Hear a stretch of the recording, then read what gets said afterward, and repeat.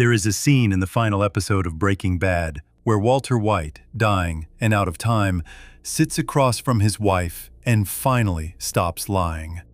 For 5 seasons, he has sworn that everything he did, every life he ruined, every batch he cooked, was for his family. In this one quiet moment, he admits the truth. He did it for himself. He liked it. He was good at it. Doing it made him feel alive in a way his small, disappointed life never had. No music tells anyone how to feel. There is no speech. There is only a man being seen completely for the first time, and the terrible relief of it. That single confession is much of why this show is remembered the way it is, and it points straight at the question this video exists to answer. Of the 2 great antiheroes born in the same golden age, Walter White and Dexter Morgan, which one was actually written better? Welcome to Between the Episodes. Let's get started. Section 1. The Golden Age and the 2 Experiments. For most of television history, the people at the center of a show were meant to be liked. They could be flawed, they could be difficult, they could carry a sad past or a sharp tongue. But somewhere underneath it all, there had to be a good person the audience could trust. That was the unspoken rule for decades. The hero stayed a hero. The lead character was a place of safety, someone to come home to every week, someone whose basic decency was never really in question.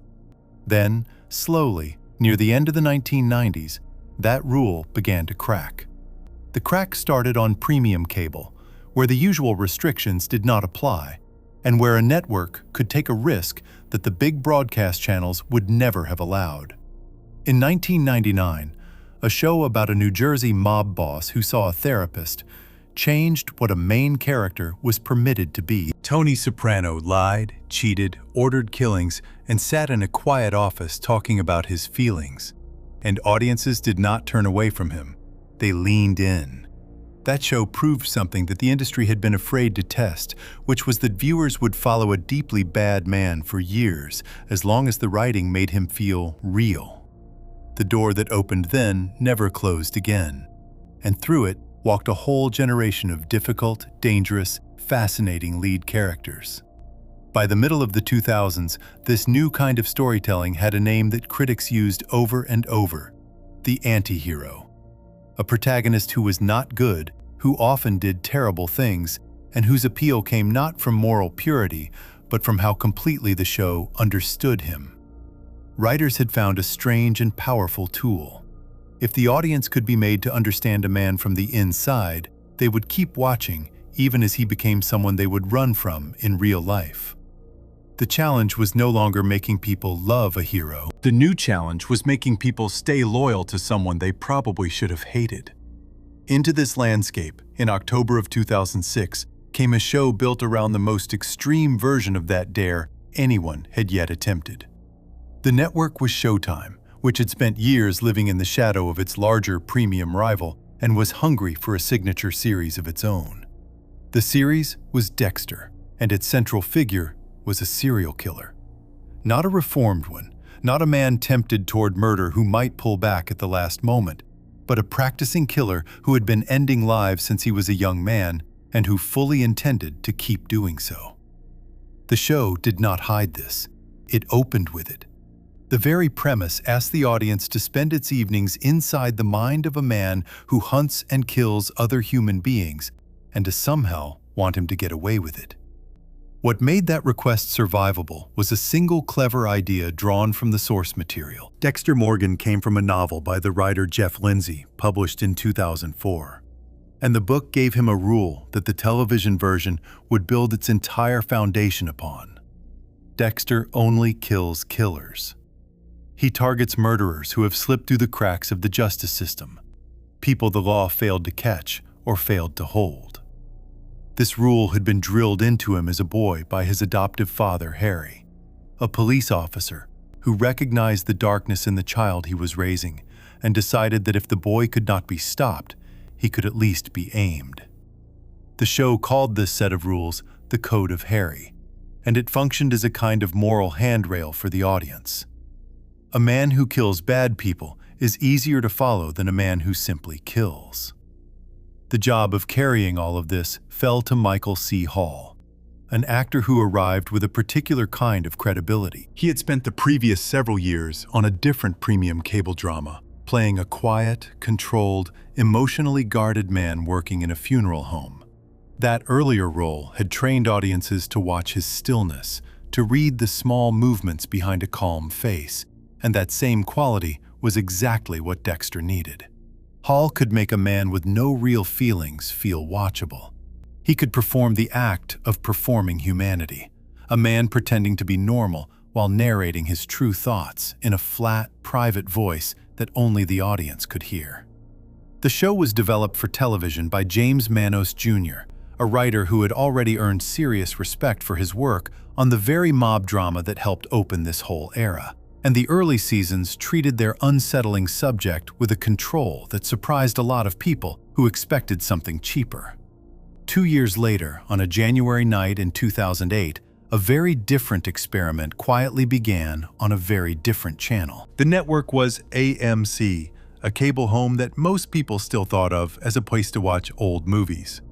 AMC had only recently decided to try making its own original dramas at all, and its first attempt, a series about advertising men in the 1960s, had earned the network sudden and unexpected respect. The second attempt was a show almost nobody saw coming, and at first, almost nobody watched. It was called Breaking Bad, and on paper, it sounded less like prestige television and more like a grim joke. A high school chemistry teacher learns he has terminal cancer and starts making drugs. The man behind it was Vince Gilligan, a writer who had spent years on a long-running science fiction series and had learned his craft inside that show's writer's room. Gilligan did not pitch Breaking Bad as a story about drugs. He pitched it as a transformation. His description of the idea has since become one of the most repeated lines in television. The notion of taking a gentle, harmless schoolteacher, the kind of figure embodied by the beloved Mr. Chips from an old film, and slowly, deliberately, over the length of a series, turning that man into Scarface. The pitch was not about meth at all. It was about change. It was about watching a decent person become a monster, one decision at a time, in a way slow enough that the audience might not notice the exact moment it became impossible to root for him. Casting that teacher was its own small battle. Gilligan wanted Bryan Cranston, an actor that the studio and network were nervous about, because most viewers knew Cranston as the goofy, lovable father from a broad family comedy. The idea that this comic actor could play a man descending into cold ruthlessness struck some of the decision-makers as a stretch. Gilligan pushed anyway, partly because he had worked with Cranston years earlier on a single episode of that science fiction show and had seen something there that the comedy never asked for, a capacity for menace hiding under an ordinary face. He got his way, and the choice turned out to be one of the most important in the show's history. Cranston could play the meekness of the early Walter White completely, which made the later hardness land like a slow horror. The Walter White of those first episodes is a man who has been quietly defeated by life. He is brilliant, far more gifted than his job suggests, and yet he stands at the front of a classroom full of bored teenagers, works a second job at a car wash to make ends meet, and swallows the small daily humiliations of a man who feels the world passed him by. The cancer diagnosis is the spark. Facing death, and facing the fear of leaving his family with nothing, he reaches for the one rare skill he has, his deep knowledge of chemistry, and uses it to cook a product purer than anything the local drug trade has ever seen.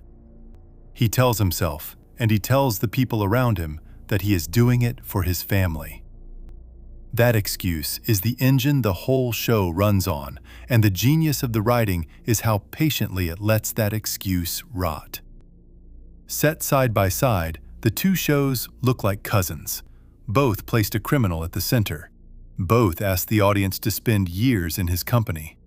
Both handed their lead a moral cover story, a reason the violence could be tolerated, whether it was a code that targeted only the guilty or a family that needed providing for. Both belong to the same wave of television, the same hunger for darker and more complicated leads. And for years, they were discussed together as twin examples of how far the anti-hero idea could be pushed. Critics named them in the same sentences. Fans argued about them in the same conversations. On the surface, they were two versions of one bold idea about what a main character was now allowed to be. Underneath that surface, though, sat a difference that would decide everything, and it is the difference this entire comparison turns on. Dexter Morgan begins the series already finished. He is, from the first scene, the thing he will be in the last. His darkness is presented as fixed, a permanent part of him, something he was practically born with and trained to manage rather than escape. The drama of his show is the drama of a man trying to hold a steady shape while the world keeps threatening to expose him. Walter White begins the series as almost nothing, a faded man with no danger in him at all, and the drama of his show is the drama of becoming. One character is a constant the writers must protect.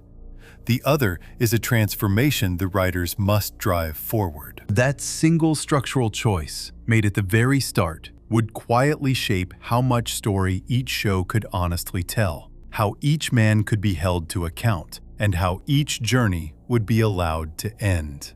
This is the comparison worth making carefully, because the easy version of it is not very interesting. The easy version simply says one show was good and the other went bad, and leaves it there. The harder and more honest version asks what better written actually means when the two shows are weighed against each other. It does not mean which one was more popular, because both found large and devoted audiences. It does not mean which one was more shocking, because shock fades and says little about craft. Better written, for the purposes of this comparison, means something more specific. It means which show understood its own character most clearly.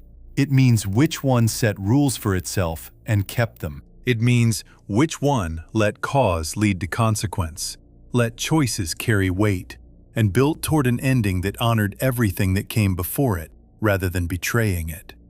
By those measures, the two shows that once looked like twins begin to pull sharply apart. Both started from a place of real strength, and that matters, because the story of how they diverged only carries weight if we first accept that each of them was, at the beginning, genuinely well made. Dexter, in its early seasons, was tense, controlled, and far smarter than its lurid premise suggested. Breaking Bad, in its early episodes, was a slow, careful character study that trusted its audience to wait. Neither show was a failure of conception. The question is what each premise made possible, and what each premise quietly made impossible, once the cameras kept rolling year after year. To understand that, we have to look closely at how each man was actually built, the exact materials the writers chose, and the hidden costs buried inside two very different blueprints. Before we move on, if you're enjoying this analysis, please consider subscribing. It helps the channel tremendously. We have placed two men on the same starting line, one designed to change and one designed to stay the same, and watched a single early decision begin to separate them. Next, we open up the blueprints themselves and look at the exact way each character was constructed. What follows is the first real clue to why one of these stories could keep growing while the other slowly ran out of room. Section 2. Two blueprints, two different men. Every long-running character begins as a set of decisions made before a single scene is shot. Long before an actor says a word, the writers have already answered a few quiet questions that will shape everything that follows. Who is this person at the start? What is wrong with them? What do they want? What are they hiding? And most importantly, where can they go from here? These early choices are the blueprint. They are invisible to most viewers, buried under the performances and the plots and the music. Yet they decide how much road the show has in front of it. Two shows can look almost identical on the surface and still be built on blueprints that point in completely opposite directions. That is exactly what happened with these two men. Breaking Bad was built around a single idea, and Vince Gilligan never pretended otherwise. The whole machine was designed to move a man from one end of a moral scale to the other. At the start sat a harmless figure, a teacher so mild he could barely raise his voice in his own classroom. At the far end waited a feared and ruthless criminal who would lie to the people he loved and kill the people in his way. The job of the series was to connect those 2 points believably, to build a bridge of small steps so gradual that a viewer could walk across it without ever feeling the ground tilt. That meant the central character could not be a fixed thing. He had to be a variable, a man defined by motion, someone the writers were always pushing a little further down the slope. A design like that comes with built-in advantages that are easy to overlook. The first is direction. Because Walter White was meant to change, the show always knew which way the story pointed, even when it did not yet know the details. The second is a clock. The cancer diagnosis in the very first episode does more than start the plot. It sets a timer running underneath everything, a constant pressure that justifies haste, recklessness, and desperation. A dying man can do things a healthy man cannot, because he has less to lose and less time to lose it in. The third advantage is the most important of all. A character built to transform can absorb almost anything the writers throw at him, because every new event becomes fuel for the change. A betrayal, a death, a windfall, a humiliation, each one can push the man another inch toward the person he is becoming. The show demonstrates this engine working in its earliest hours. In the third episode of the first season, Walter White faces a choice that the man from the pilot could never have survived. He has a prisoner in a basement, a dangerous criminal who will kill him and his family if released, and who must be dealt with somehow. The episode does not rush this. It lingers on Walt, drawing up a list of reasons to spare the man and reasons to end him, agonizing over it, sickened by it, delaying it as long as he can. When he finally goes through with it, strangling the man, the act nearly breaks him. That horror is the entire point. The show is marking a baseline, so that later, when killing comes easily to him, the contrast will measure exactly how far he has traveled. The blueprint is visible right there in the structure of a single scene. The transformation gets a name and a costume soon after. Walt invents an alias, borrowing it from a famous physicist whose ideas about uncertainty suited a man who was learning to live without rules. And he tops the new identity with a flat black hat that turns him from a nervous teacher into something colder and more deliberate. The persona becomes a tool he can put on and take off, until slowly the line between the man and the mask disappears. By the time he tells his terrified wife that she has the danger backwards, that he is not the one in danger but the danger itself, the one who knocks on other people's doors, the gentle figure from the first episode is essentially gone. None of these beats feel random, because they are all serving the same buried instruction. Move the man forward. Make him worse. Make it believable. What makes the achievement stranger is that Gilligan and his writers have admitted many times since that they did not actually plan the specifics of any of this. There was no secret document on the wall mapping every twist years in advance. They were inventing the road as they walked it, often unsure where a season would land until they were nearly inside it.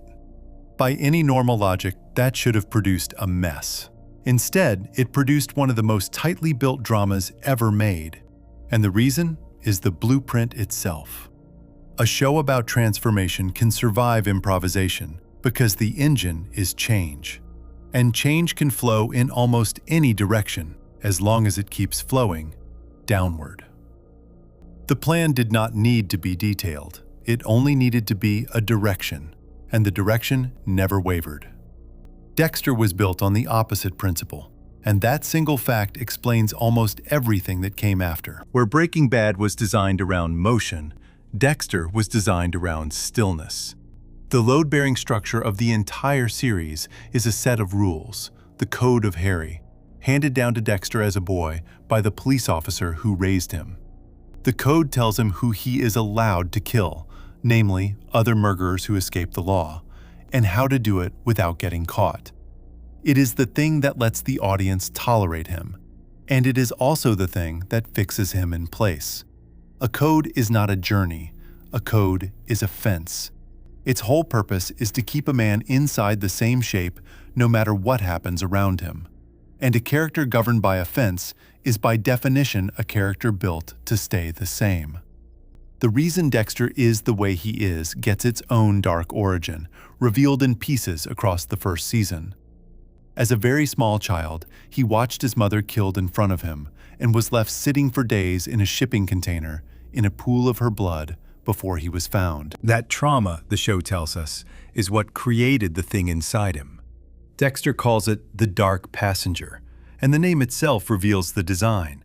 A passenger is something you carry, not something you become. It rides along inside him, permanent and unchanging, a part of him he can manage but never remove.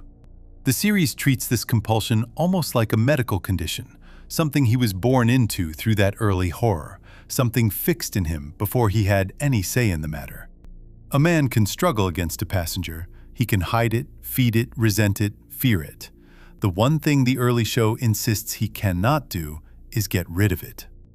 Around that fixed center, the writers built a set of rituals whose entire job was to keep the character stable. There is the kill room, sealed in plastic so no trace escapes. There is the table where the victim is bound. The photographs of past crimes that Dexter forces each target to confront. The practiced calm of a man performing the same ceremony over and over. There are the trophies, drops of blood from each kill preserved on glass slides and stored in a hidden box, a private museum of sameness. And there is the larger mask he wears at all times, the friendly coworker, the dependable brother, the easygoing boyfriend. A performance of an ordinary man that hides the absence underneath.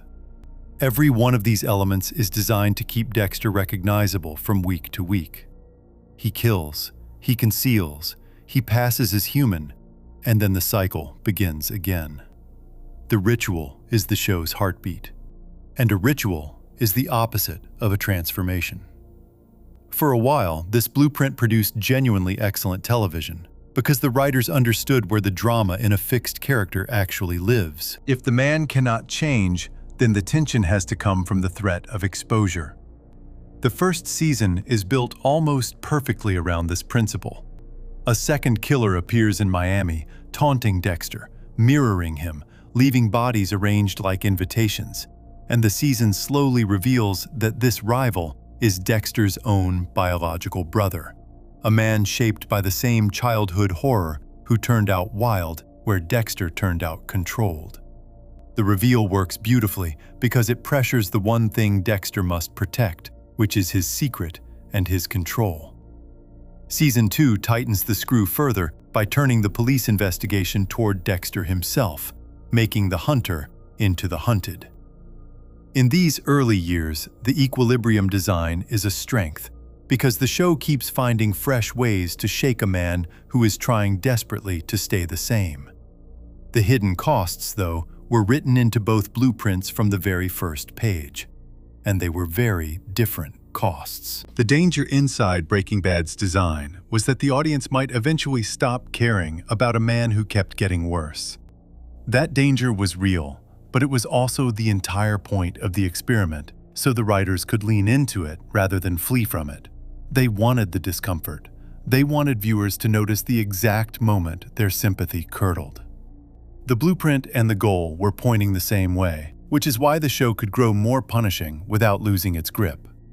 Dexter's design carried a quieter and far more dangerous flaw. A character built around a fixed compulsion can be threatened endlessly, but he cannot truly grow without breaking the very premise that makes the show possible. If Dexter ever genuinely changes, if he stops killing or gets caught or is forced to face real consequences, the series as designed simply ends. So the writing is pulled in two directions at once. To stay interesting over many years, the character needs to develop, to deepen, to move towards something. But to keep existing at all, He has to remain the same man doing the same thing, protected from any change permanent enough to matter. That tension is survivable for a few seasons, especially with a strong enough threat from outside.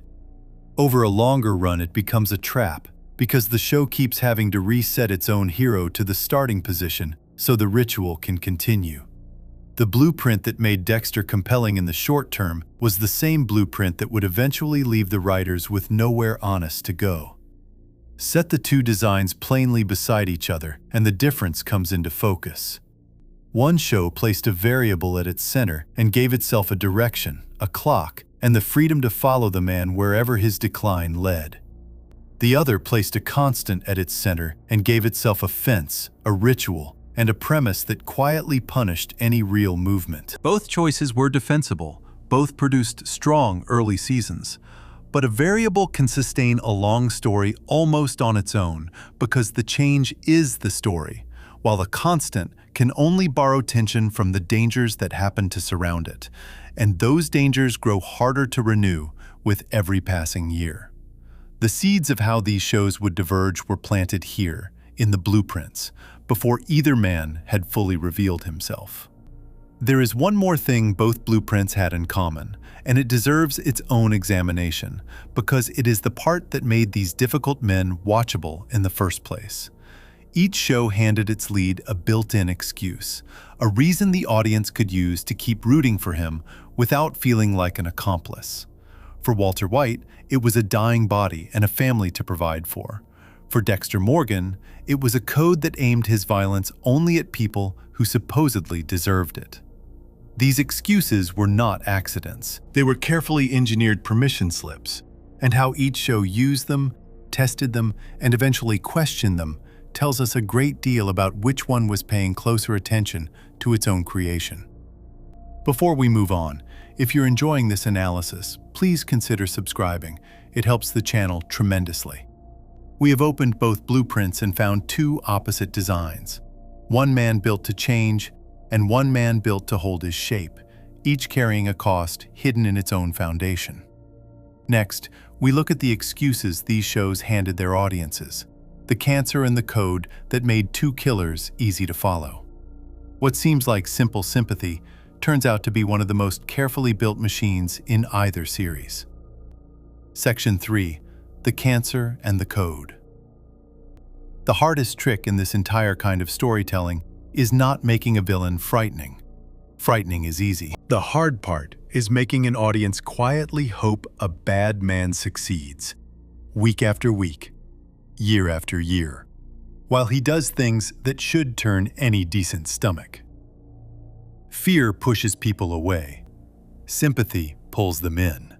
And sympathy for someone who has not earned it does not happen by accident. It has to be built. Both of these shows understood that better than almost anything else on television at the time. And both began their runs by handing the audience a small, carefully shaped object that made the watching bearable. Call it a permission slip, a reason to keep rooting for the man on screen without feeling like an accomplice to what he does. A permission slip works only if it feels true at first. It cannot be a flimsy excuse the audience sees through in the opening minutes, because then the spell breaks before it can take hold. The trick is to make the reason genuinely sympathetic, genuinely understandable, so that viewers lower their guard and let the character in. Once he is in, once the loyalty is established, the writers can begin doing what they actually intend to do, which is to test that loyalty, stretch it, and in the best cases, turn it into something the audience has to think hard about. The permission slip is the front door. What the show does once everyone is inside is where the real difference between these two series begins to show. Walter White is handed the most relatable permission slip imaginable. He is dying. A man who has spent his whole life being overlooked learns that he has terminal cancer, and at the same moment he is staring at a future he cannot pay for. His wife is pregnant with their second child. His teenage son lives with a physical disability that will need lifelong support. The family is already stretched thin, working extra jobs, watching every dollar, And now, the breadwinner is going to die and leave them with medical debt instead of savings. When such a man turns to crime to provide for the people he will leave behind, the reasoning lands with terrible force. Almost anyone watching can imagine the fear of leaving their family with nothing, and that fear is the door Breaking Bad uses to let Walt inside. The show does not merely state this excuse once and move on. It threads the family justification through dozens of scenes, putting it in Walt's mouth again and again until it becomes a kind of personal scripture he recites whenever a choice grows too ugly to face directly. When his wife discovers what he has been doing and recoils in horror, his defense is the family. When his former student and partner questions the bloodier turns the work keeps taking, the defense is the family. Even in the privacy of his own conscience, in the long silences the show is so good at holding, the family is the answer he reaches for to quiet himself. The repetition is deliberate. A lie repeated often enough begins to sound like a truth. And the show wants the audience to hear Walt convince himself in real time, to watch a man build a cathedral of justification, one brick at a time, and then move into it. The show even gives the excuse the appearance of cold reason. At one point, Walt sits down and works out exactly how much money his family will need after he is gone, arriving at a precise figure, somewhere just past $700,000, the amount required to cover the mortgage, the children's education, and the years of living without him. The number matters because it makes the whole enterprise feel responsible rather than reckless. He is not chasing endless wealth.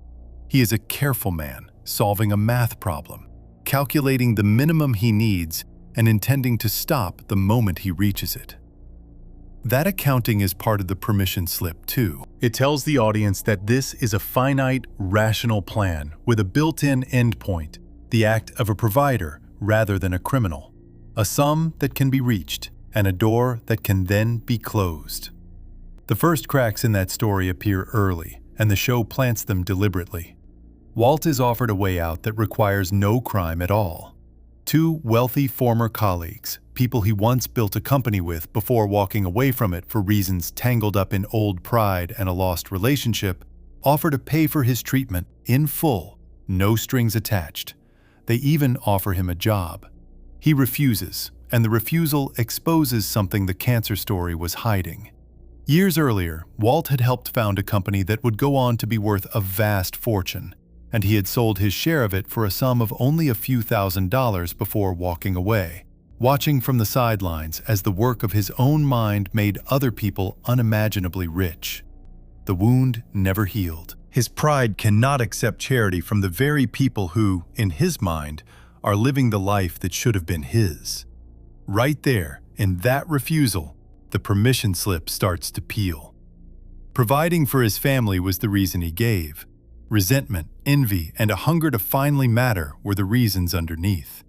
There is a single moment midway through the series where the mask slips completely, and the truth underneath shows itself in plain words.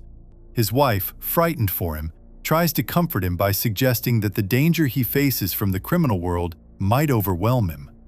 Walt turns on her with a cold pride that has nothing to do with protecting anyone, telling her that she has the situation backwards, that he is not the man in danger, but the danger itself, the one who knocks on other people's doors.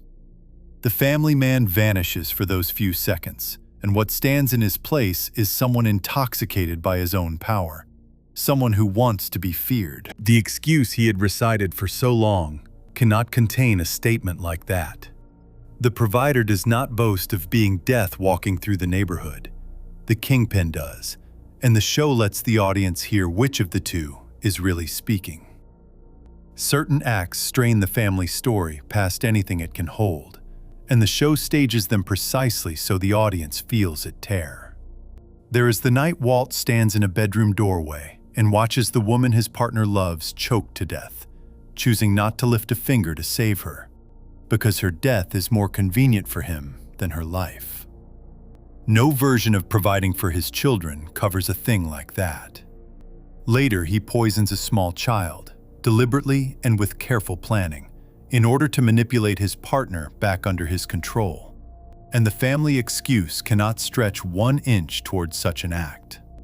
These are the moments the writers use to show the lie failing in real time. Walt keeps the words on his lips, keeps insisting it is all for the people he loves, but the deeds have long since outrun the explanation, and the widening gap between what he says and what he does becomes one of the quiet engines of dread that drives the whole series forward. By the later seasons, the excuse has been hollowed out completely, and the show makes sure the audience sees it. Walt blows past his careful figure long ago. He accumulates so much money that it can no longer even be counted, piles of it sealed in plastic and buried, more than his family could spend in several lifetimes. In one quiet, devastating image, he lies on the floor of a storage unit beside a literal mountain of cash, and still he does not stop.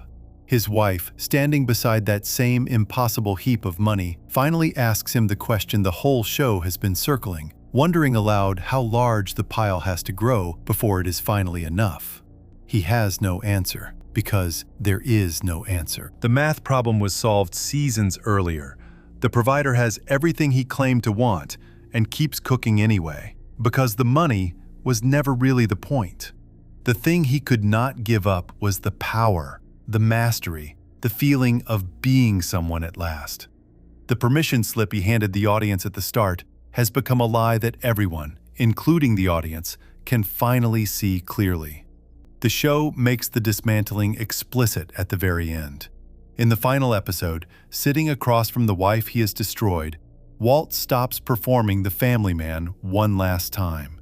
He drops the story he has told for 5 years and admits the truth.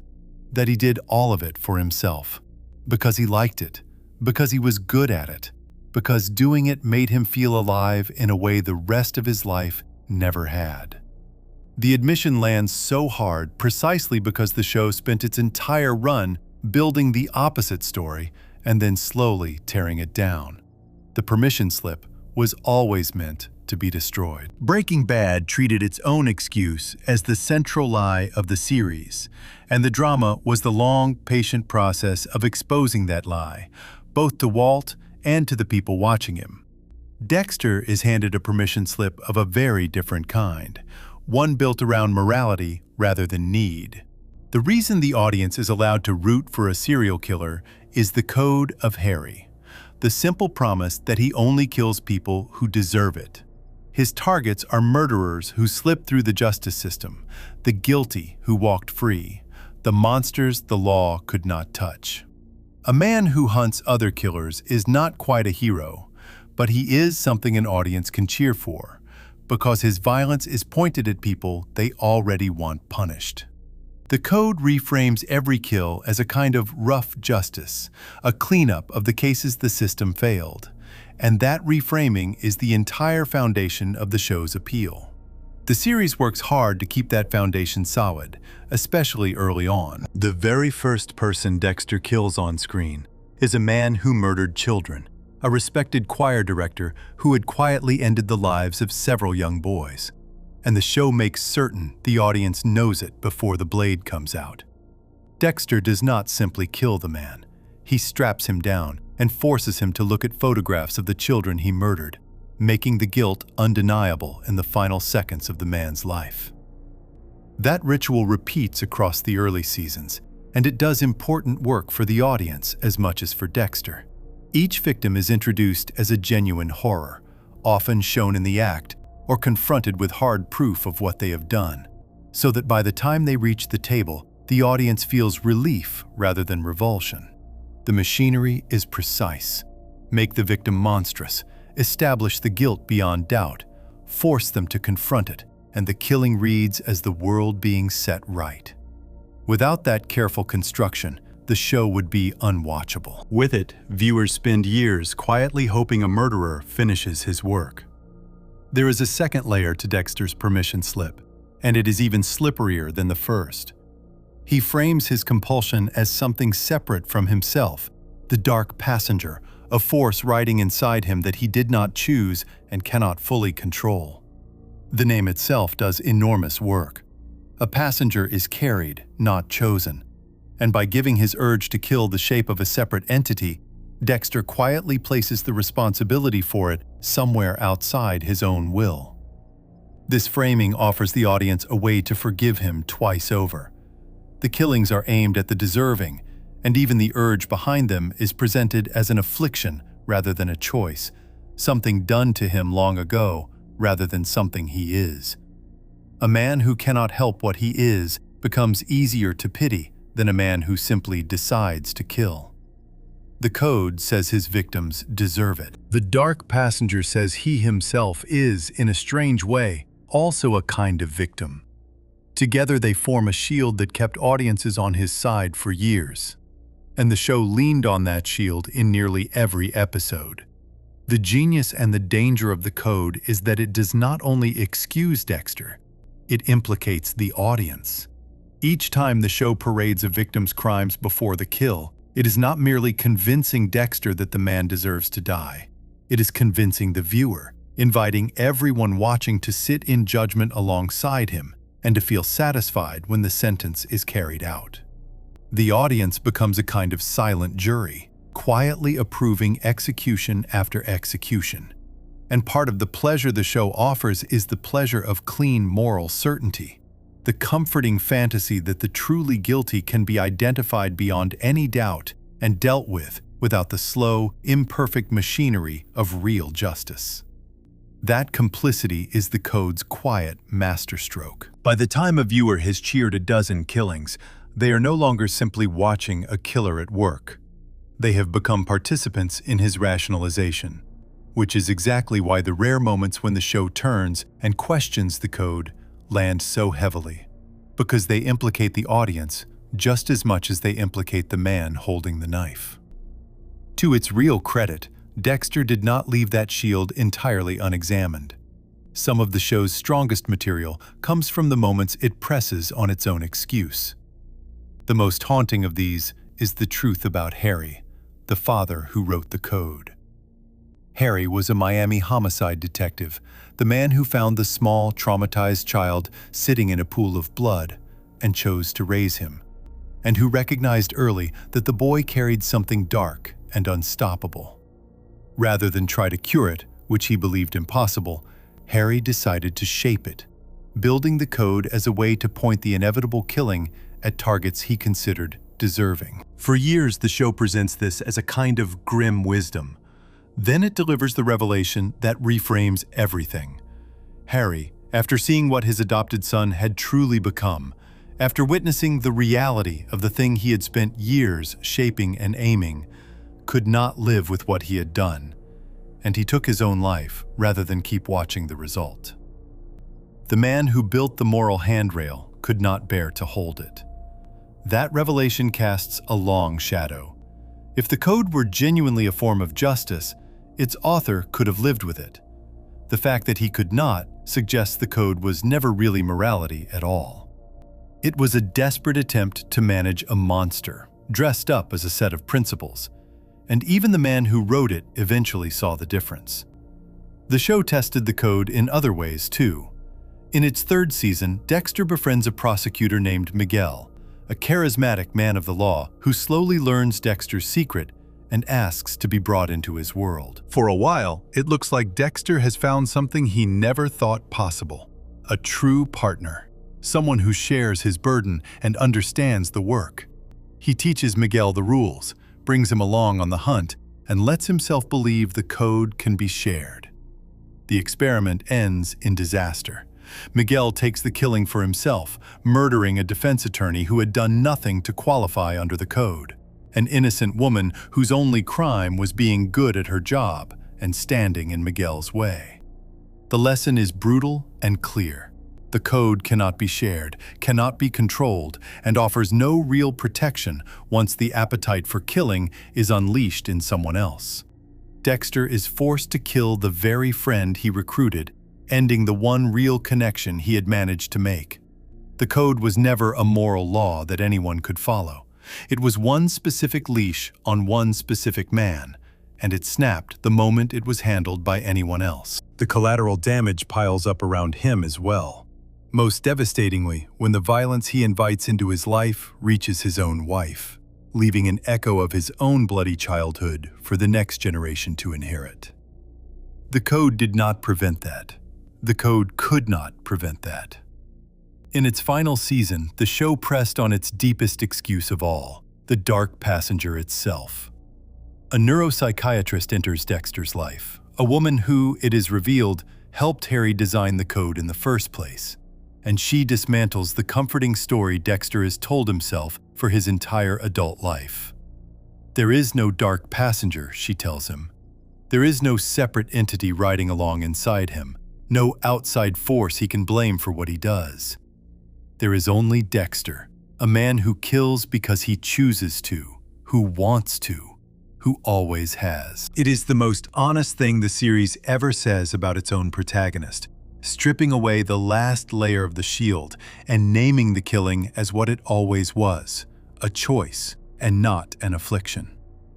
For a moment, the show stares directly at the truth it spent 7 seasons softening.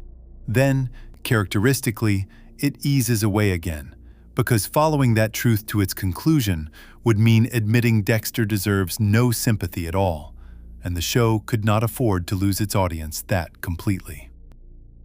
Here, though, is where the two shows part ways in the deepest sense, and the reason traces straight back to their blueprints. Breaking Bad could afford to destroy its permission slip because its man was built to fall, and the collapse of his excuse was the natural end of his journey.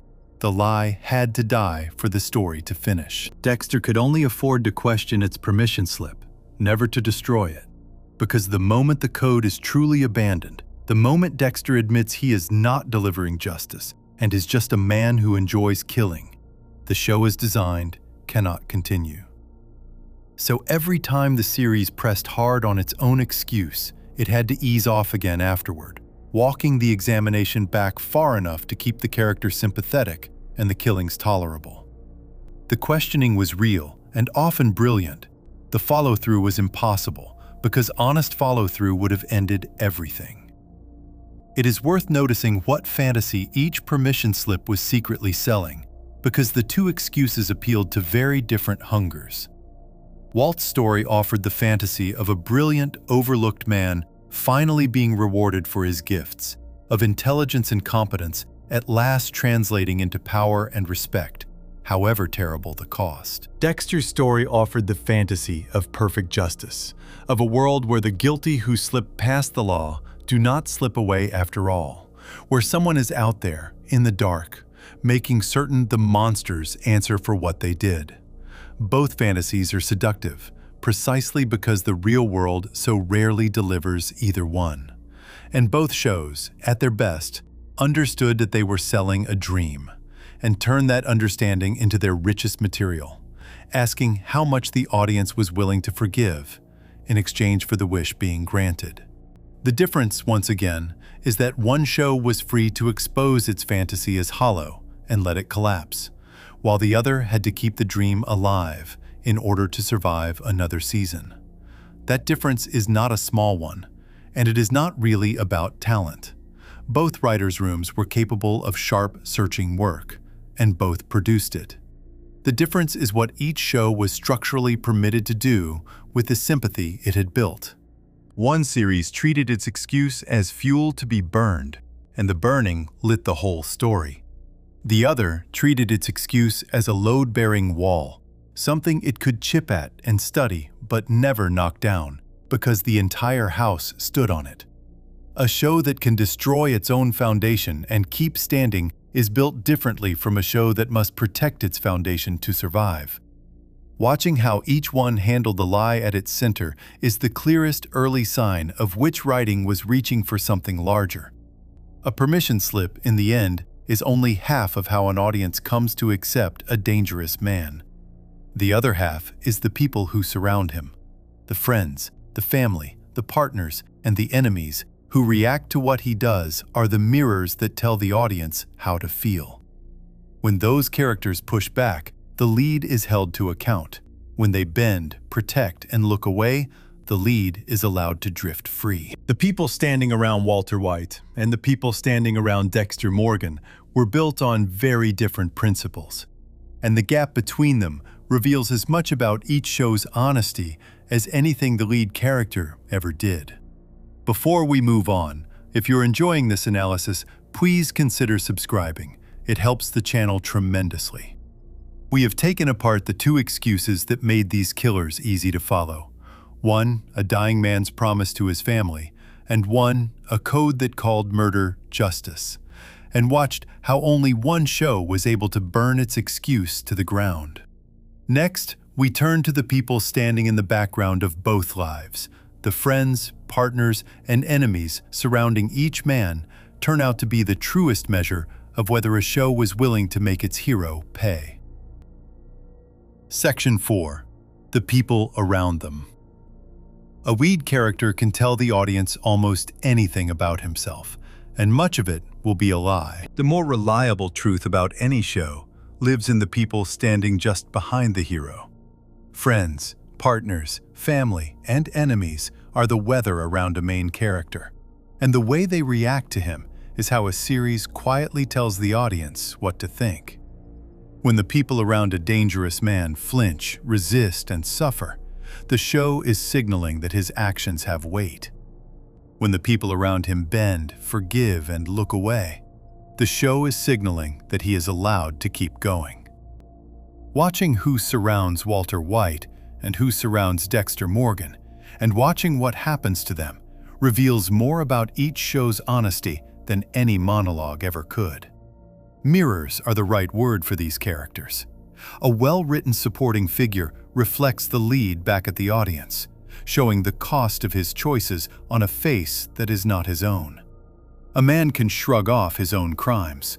It is much harder to shrug off the sight of someone he loves being damaged by them. So the question for any anti-hero series becomes simple.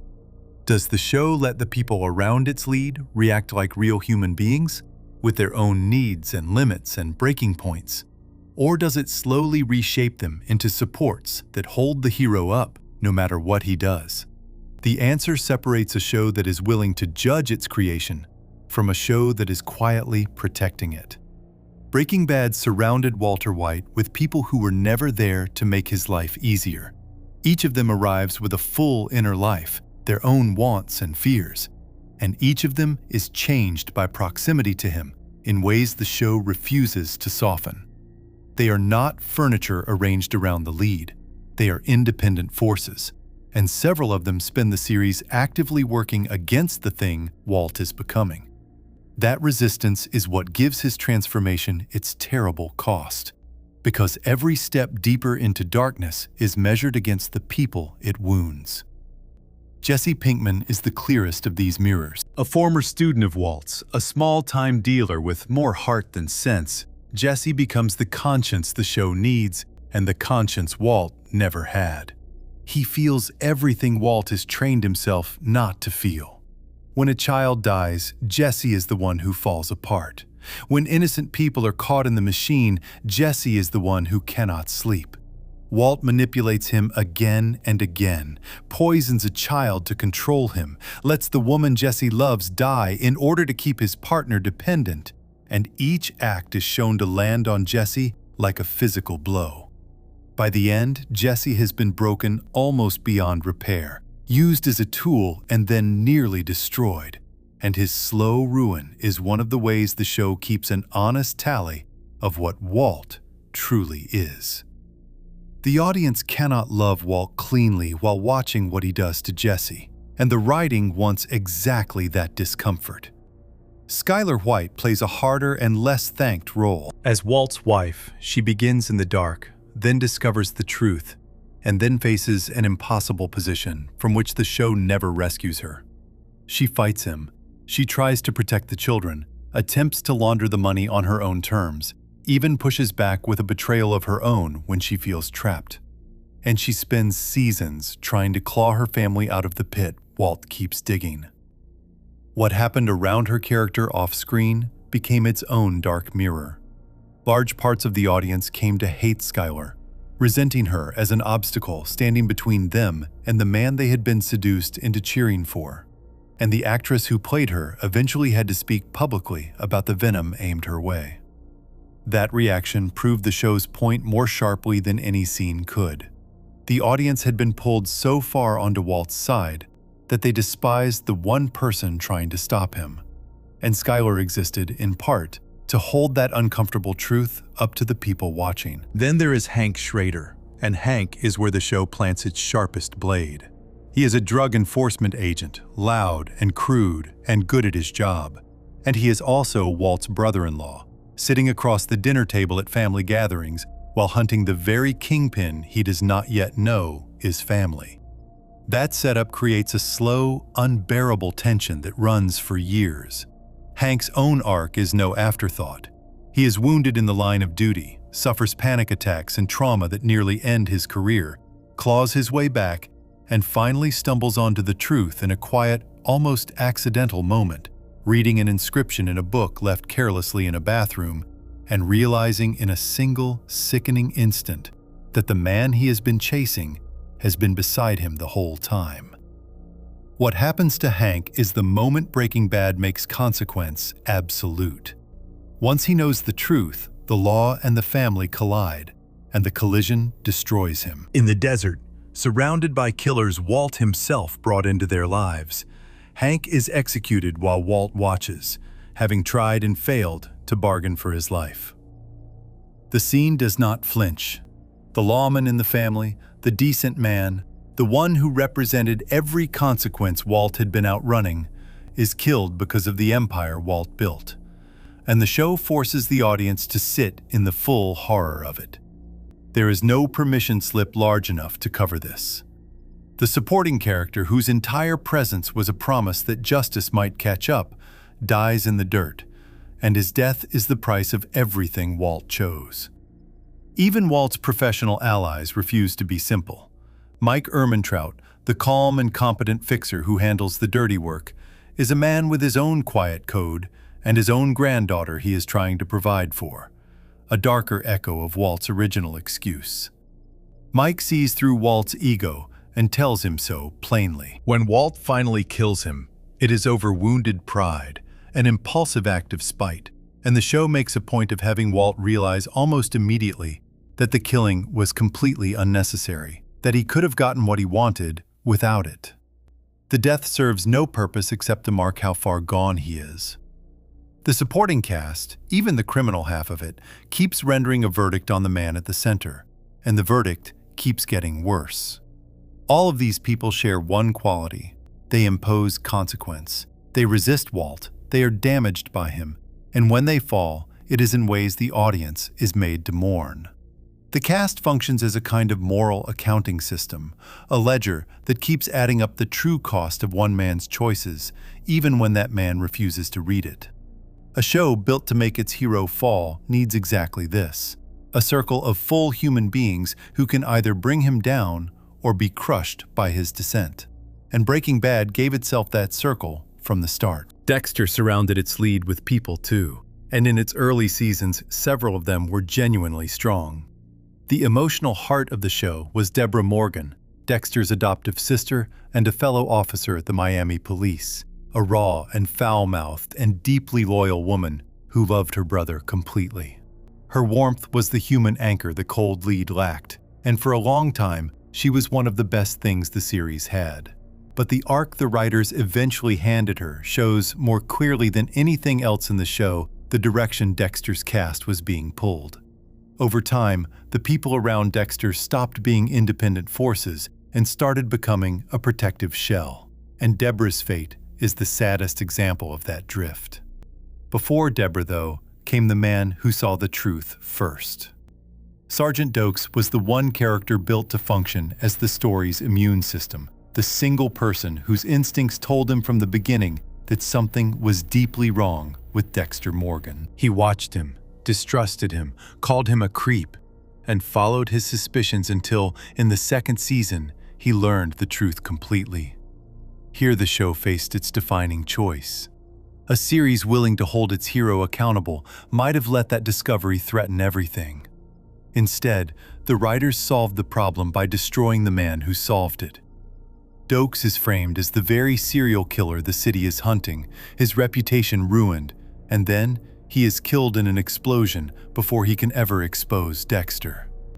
The one character whose whole purpose was to recognize the danger is eliminated, and his good name is buried with him, specifically so the premise can continue.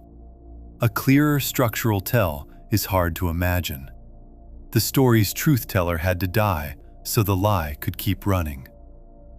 Deborah's tragedy is the long version of the same pattern. After seasons of unknowingly orbiting her brother's secret, she finally catches him in the act, walking in on him in the middle of a kill. A show committed to consequence might have let that be the end of Dexter's freedom. What the writers chose instead was to break Deborah on the wheel of her own love for him. Unable to turn in the brother she adores, she covers for him, and the cover-up corrodes her from the inside. It drives her to kill a fellow officer, her own superior, in order to keep Dexter safe, and that act destroys whatever was left of her. The woman who had been the show's beating heart is converted, step by step, into the mechanism by which the show avoids accountability. Her love is not allowed to save her or to stop him. It is repurposed into a shield for the lead, and it ruins her. The officer she kills, Maria LaGuerta, had simply gotten too close to the truth, reopening an old case and beginning to suspect Dexter at last. She joins Dokes on the growing list of people whose only crime was seeing clearly, and who had to be removed so the story could go on. Even the great wound of the early run, the murder of Dexter's wife, fits the pattern in a revealing way. Rita's death is devastating, and it punishes Dexter emotionally, leaving an infant sitting in his mother's blood in an echo of Dexter's own origin. Yet notice what it does and does not do. It hurts him deeply, but it does not expose him, does not catch him, does not end anything. It is a consequence he suffers privately, rather than one that holds him to account before the world. The show could wound Dexter. It could not afford to truly trap him. His conscience, fittingly, was something he could argue with and overrule. Harry appears throughout the series as a hallucination, a version of the dead father standing at Dexter's shoulder offering judgment and advice, the living embodiment of the code. But a conscience you imagine is a conscience you control. And across the seasons, Dexter increasingly talks back to this figure, disputes him, and ignores him when it suits. Even the voice of his own morality became another support that bent to his needs rather than a force that constrained him. The contrast with a flesh-and-blood brother-in-law from law enforcement sitting at the dinner table could hardly be sharper. One show put a real consequence in the family and let it detonate. The other put consequence inside the hero's head, where he could talk it down. The deeper meaning of all this runs straight back to the blueprints. A series designed to bring its man down needs a cast that can either destroy him or be destroyed in his fall. And Breaking Bad built one and then used it without mercy. A series designed to keep its man going needs a cast that keeps him safe. And so Dexter, season after season, kept converting potential accountability into protection. Every person who might have stopped him was either killed, corrupted into helping him, or kept in the dark. The body count of people who could have ended Dexter Morgan kept climbing, while Dexter himself stayed free. And that imbalance is the whole story. The people around Walt added up the cost of his life. The people around Dexter paid it for him. And yet, for all these differences in how each show treated the figures around its lead, both series still climbed to genuine heights. Each one, at its strongest, produced television that ranked among the best of its era, and any honest comparison has to reckon with the fact that Dexter was not always the show its ending made it look like. To understand how far it fell, we first have to stand at the top of the mountain with both of them, in the years when each was operating at the absolute peak of its powers. Before we move on, if you're enjoying this analysis, please consider subscribing. It helps the channel tremendously. We have looked at the circles of people surrounding both men and found one cast built to deliver consequence and one slowly reshaped to absorb it, with every truth-teller around Dexter paying the price for his freedom. Next, we climb to the high points of both series, the seasons where each show was firing on every level. Before we can measure the fall, we have to honestly measure the peak. Section 5. The peak of both shows. Before any honest person can talk about how far a show fell, they have to be willing to climb to the top of it first. It would be easy to tell this story as if Dexter were always the weaker series, a lesser shadow of its meth-cooking rival, doomed from the start to end in embarrassment. That version is comforting, and it is false.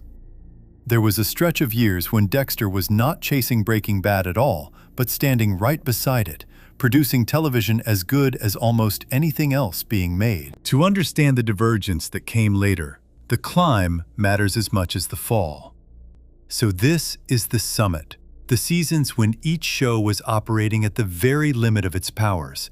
And the strange truth is that at those summits, the two series were reaching for almost exactly the same thing.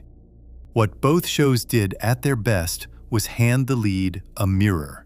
Each one introduced an antagonist who was not simply an obstacle, but a living version of what the central character might become, a possible future wearing a human face. Placing that figure in front of the hero forced the show to ask its deepest question out loud. Is this where the road leads? Do I want what that man has? The peak of each series is built around this device, and the way each one used it shows just how much craft both writers' rooms had at their command when everything was clicking. For Breaking Bad, the mirror was Gustavo Fring. On the surface, he is the polite, soft-spoken owner of a popular fried chicken restaurant, a respected local businessman who funds youth programs and shakes hands with the police. Underneath that surface, he runs one of the largest drug operations in the Southwest, hiding an empire in plain sight behind a spotless public life. Gus is patient where Walt is impulsive, disciplined where Walt is proud, invisible where Walt cannot help but crave recognition. He is, in almost every way, the version of a criminal mastermind that Walt imagines himself becoming, a man who built real power and never once lost control of it. The relationship between the two of them turns the middle of the series into a long, tense game of chess.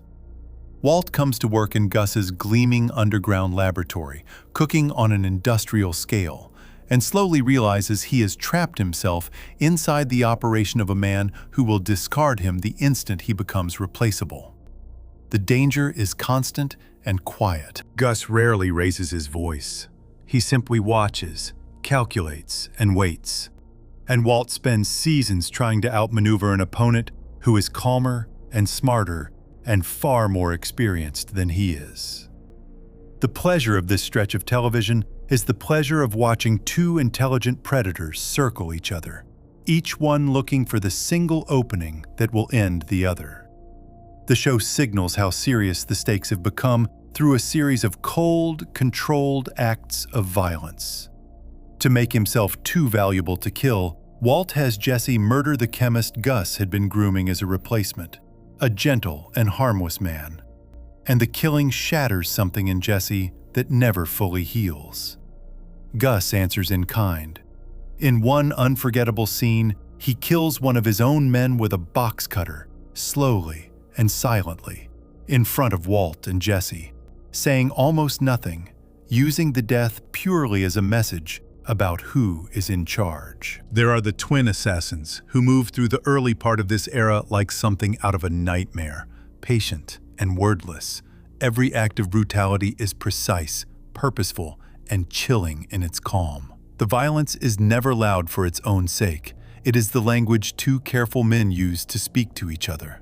The tension reaches an almost unbearable pitch when Walt finds himself fully cornered, his options gone, his money inaccessible, his family in danger. And the show gives him a moment of complete breakdown on the floor of a crawl space beneath his house, laughing and weeping at once as the walls close in. From that lowest point, he claws his way to the most ruthless act of his life. In the finale of that fourth season, he engineers a masterstroke of pure manipulation, turning Jesse against Gus by secretly poisoning a child to manufacture the right rage, then forming an alliance with an old wheelchair-bound enemy of Gus to set a final trap. The bomb goes off, and Gus walks out of the room with half his face torn away, calmly straightens his tie, and falls dead. Then comes the quiet final image, a houseplant in Walt's own backyard, revealing that he poisoned the boy himself and lied to everyone about it. Walt has won, and the price of that victory is the last of his soul. That season did not just feel like a peak to the people watching. It was recognized as one by every external measure the industry has, gathering major awards and cementing the show's place in the conversation about the finest dramas ever made. The writing was tight, the logic of every move airtight, the central villain one of the great antagonists in television history, and the lead character completed a crucial stage of his long transformation through nothing but cunning and cruelty. Breaking Bad at this height was a machine with no wasted parts. Dexter reached its own summit 2 years earlier, and it reached it through the very same device.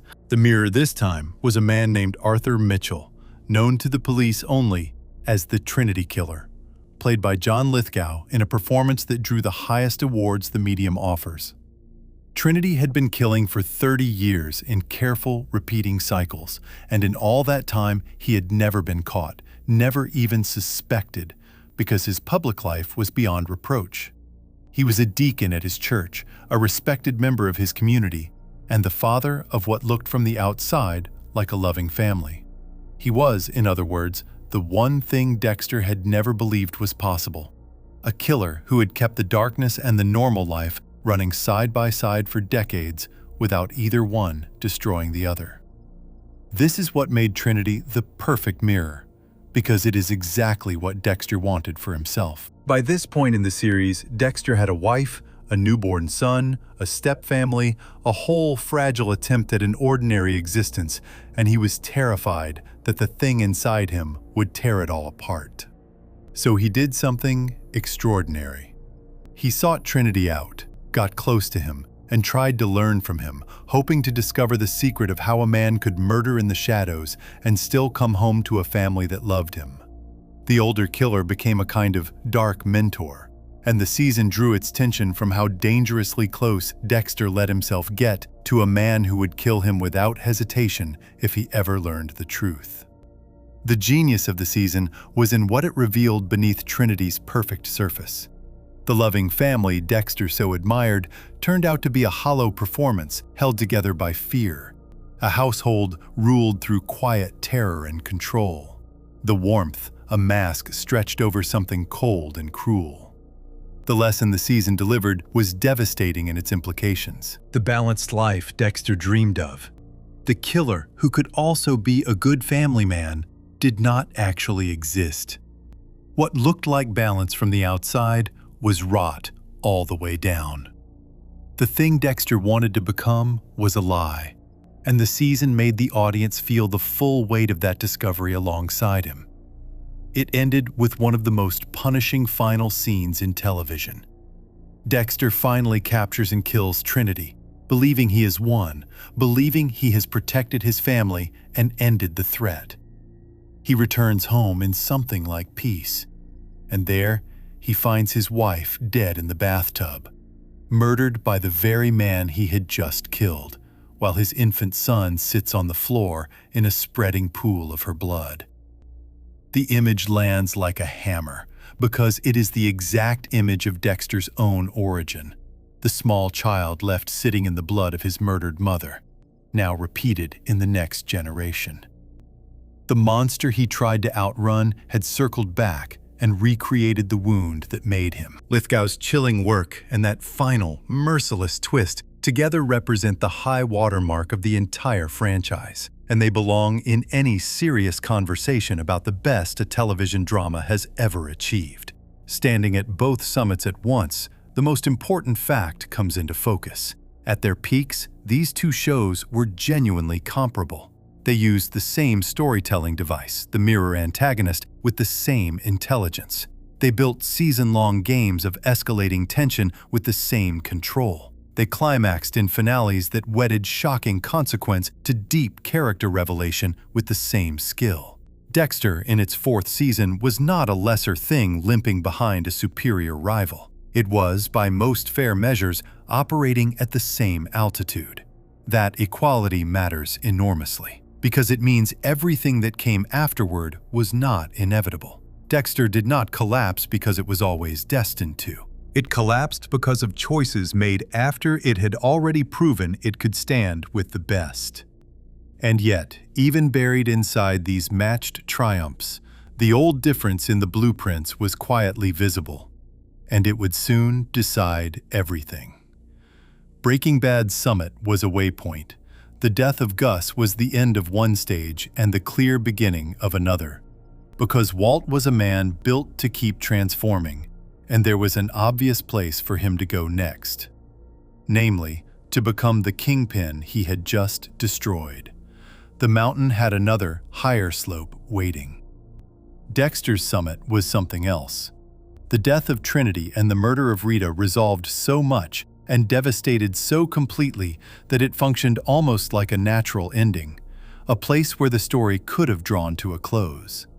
But Dexter was a man built to stay the same, and a fixed character cannot transform his way forward out of a moment like that. The only direction left was to reset, to find new threats and new secrets so the same cycle could begin again. The peak that should have pointed toward an ending instead became a problem the show now had to survive past, and surviving past it would prove far harder than reaching it ever was. There is one more piece to this, and it is the hinge on which the whole comparison turns. The man who guided Dexter to that magnificent 4th season, the showrunner whose hand shaped its finest hour, walked away from the series almost immediately afterward. The architect of the peak left the building, right at the moment the building most needed an architect. And what happened to the show in the years that followed cannot be understood without understanding that departure. The climb was over for both series. From here, one of them kept ascending toward a higher summit still, and the other began a long, slow slide that it would never fully recover from. Before we move on, if you're enjoying this analysis, please consider subscribing. It helps the channel tremendously. We have stood at the top of both mountains and found them nearly the same height. 2 shows using the same brilliant device to reach the same rare air, with Dexter's 4th season earning its place beside Breaking Bad's best. Next, we follow the 2 paths down the far side of the summit, where one show kept climbing and the other began to fall. The reasons for that split reveal the deepest truth about how each series was built. Section 6.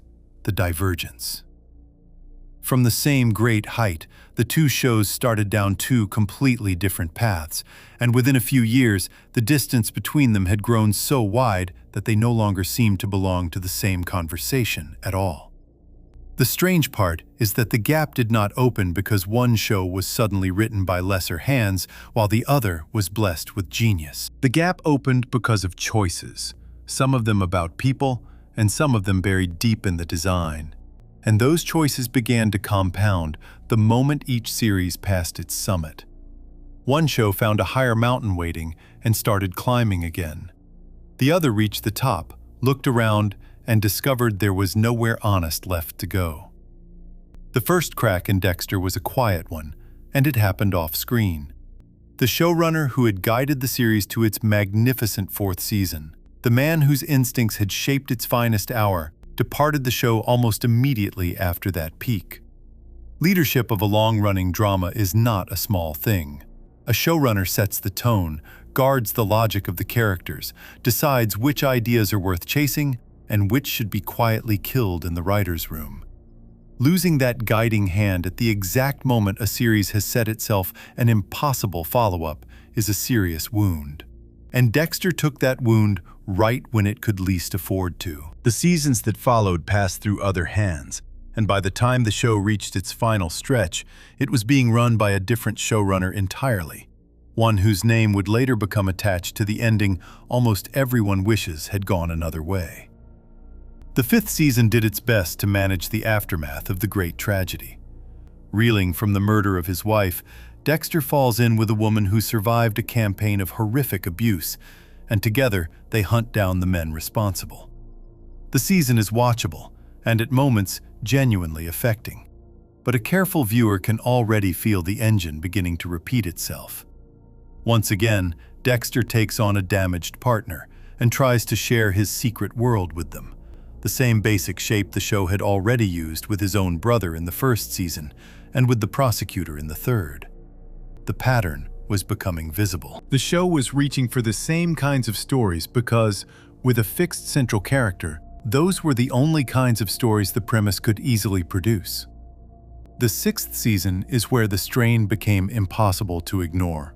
Built around a pair of killers obsessed with religious end times imagery, it leaned on a central twist in which one of the two villains is revealed to have been imaginary all along, a figure existing only in the other man's mind. The problem was that a great many viewers saw the twist coming long before the show delivered it, because the device was a familiar one, borrowed from a famous film. And a surprise that the audience has already guessed is no surprise at all. The religious themes were handled with a heavy hand. The menace felt thinner than before, and the season as a whole marked the lowest point the series had yet reached. It had one saving grace, and it came in the final seconds, when Dexter's sister at last walks in on him in the middle of a kill. That single moment carried more genuine charge than entire episodes around it, and it set up the one thread the later show would handle with real feeling. The seventh season picked up that thread and ran with it for a while. Now that Deborah knew the truth, the show had a fresh source of tension, the agony of a woman forced to choose between the law she had sworn to uphold and the brother she loved. There were strong elements scattered through the season, a memorable foreign mobster as an antagonist, a poisoner who becomes a dangerous love interest for Dexter, and the slow approach of a superior officer toward the secret Dexter had guarded for years. But the season also revealed how trapped the writing had become, because it ended exactly where so many Dexter stories ended, with someone closing in on the truth and then being eliminated to keep the secret safe. Deborah kills her own captain to protect her brother, and the status quo, battered but intact, lurches forward into one more season. That is the pattern worth naming directly, because it is the disease that killed the show. A new killer arrives in Miami. A new person begins to suspect Dexter. Dexter manages the threat, sometimes by killing, sometimes by deception, sometimes by drawing the suspicious party into his orbit. And by the end of the season, the danger has been neutralized and the man at the center is right back where he started, free and unexposed, ready to do it all again. The specific faces changed, but the machine underneath never did. A fixed character cannot grow his way into new stories, so the show kept manufacturing external threats and then clearing them away, running on a treadmill that moved faster and faster while the character stood perfectly still. Repetition is a slow poison for a long-running series, and Dexter drank it season after season. Breaking Bad faced no such trap, because its central character was built to keep becoming someone new. With Gus Fring dead, the show did not have to invent a reason for Walt to keep going. The reason was obvious, and it flowed directly from everything that came before. Walt had destroyed the Kingpin, and so Walt would become the Kingpin. The final stretch of the series followed him to the summit of the empire he had always secretly craved, cooking on a massive scale, eliminating rivals and loose ends, even orchestrating a wave of prison killings to protect himself. There is a stretch of the final season where Walt has everything: the money, the power, the untouchable reputation in the underworld, and the show lets the audience sit in the cold triumph of it before pulling the floor out from under him. The fall, when it comes, is the most devastating run of television either show ever produced. Hank, having finally pieced together the truth, sets out to bring Walt down, and the collision of the two men triggers an avalanche that buries everything Walt built. In a single, merciless episode, the Empire collapses in real time. Hank is killed in the desert as Walt watches helplessly. The family turns on him and falls apart. The fortune is scattered and lost. Walt flees into a frozen, lonely exile, a broken man stripped of everything he sacrificed his soul to gain, before returning home one last time to settle his accounts and die. That arc was not improvised desperation. It was the destination the entire series had been driving towards since the first episode, the natural and inevitable end of a man who chose to become a monster. This is the divergence in its purest form. Breaking Bad always had somewhere to go, because its hero was always becoming something different. And each new self opened a new chapter. The cook, the partner, the killer, the kingpin, the fugitive, the dying man making amends. Dexter had nowhere to go because its hero was always the same, a killer protecting his secret. And once the show had told the best possible version of that story in its fourth season, every later season was a slightly worse retelling of a story it had already perfected. The variable kept the first show alive. The constant slowly strangled the second. There was a second structural difference at work, and it cut just as deep. Breaking Bad carried its own ending inside it from the beginning, because a dying man and a transformation that ends in ruin both point toward a clear finish line. The cancer was a clock, and clocks run out. Dexter had no such clock. A fixed character who simply needs to keep killing and keep hiding can, in principle, run forever. And that endlessness turned out to be a curse rather than a gift. The show had no internal reason to stop. Nothing in its premise demanded a conclusion, so it kept generating new threats to clear and new secrets to guard, drifting on with no destination in sight. The man behind Breaking Bad understood the value of a finish line and acted on it. Vince Gilligan chose to end his series after 5 seasons, refusing to let it run any longer, and he was open about why. He had watched other shows, including one he had worked on himself, drag on well past the point where they had anything new to say, and he was determined not to repeat that mistake. Ending while the show was still at its height was a deliberate decision, an act of discipline, and the blueprint made it possible because a transformation story has a natural place to stop. The fall completed the rise, and there was nothing left to tell. Dexter made the opposite choice, and it made that choice partly because it could afford to. The series ran for 8 seasons, fully half again as long as Breaking Bad, and it pushed years past the natural ending point its 4th season had so powerfully set up. The extra seasons are precisely where the decay lived. What kept the show running long after the story had given up its best secrets was not artistic necessity, but simple success. The series remained enormously popular even as its quality slid, with audiences staying loyal and the viewership actually climbing toward the very end, drawing the largest crowd the network had ever seen for its final episode. Popularity removed the pressure to stop. A hit that keeps making money does not get canceled for running out of ideas.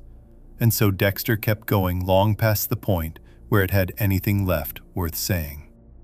3 forces, then, drove these 2 shows apart. The blueprint set the trap, giving one series a forward gear and a built-in ending, while leaving the other on a treadmill with no finish line. The loss of its finest craftsman, right after the peak, sprung that trap on Dexter when it was most vulnerable. And the inertia of commercial success kept the wounded show stumbling forward long after story logic would have laid it to rest. It would be unfair to lay the whole collapse at the feet of any single person, because even the most gifted showrunner might have struggled to find honest new ground after that 4th season. The premise itself had quietly run out of road. But leadership matters, and the difference between a creator who chose to end his story at its height and a series that let success carry it past its own conclusion is a difference in writing wisdom as much as writing talent. The clearest symptom of everything that separated these two shows, the single thread that runs through the entire divergence, comes down to one idea: consequence. The treadmill that Dexter was trapped on required its hero to keep escaping, season after season, slipping free of every threat so the cycle could continue. The fall that Breaking Bad was built around required its hero to keep paying, with everything he loved stripped away one piece at a time. How each show handled the simple matter of whether a bad man faces the results of his actions is where the question of better writing stops being abstract and becomes impossible to ignore. Before we move on, if you're enjoying this analysis, please consider subscribing. It helps the channel tremendously. We have followed the two shows down from their shared summit and watched one keep climbing while the other circled the same ground until it wore a rut. Undone by a lost leader, a premise with no forward gear, and a success that would not let it end. Next, we look hard at the idea sitting underneath that whole split, the question of consequence. Whether a story makes its monster pay turns out to be the truest test of how seriously it takes its own world. Section 7. Consequence. Does the writing make them pay?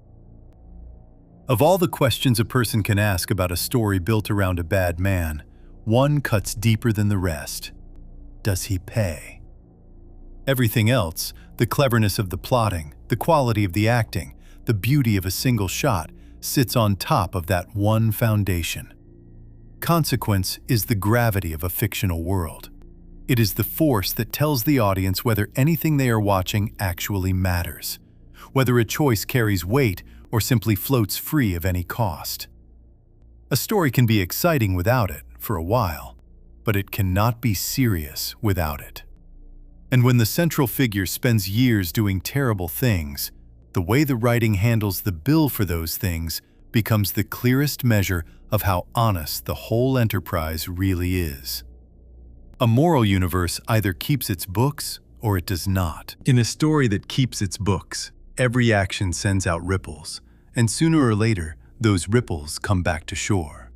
Payment may be delayed. It may arrive in a form nobody expected. It may land on someone other than the person who earned it. But it arrives, and the world feels heavier and truer for it. In a story that suspends its books, the central figure floats above the consequences of his own behavior, protected by luck or cleverness, or the simple need of the show to keep him around. The first kind of story has gravity. The second keeps switching gravity off whenever it threatens the hero. These two shows sit on opposite sides of that divide, and the gap between them is the heart of the entire comparison.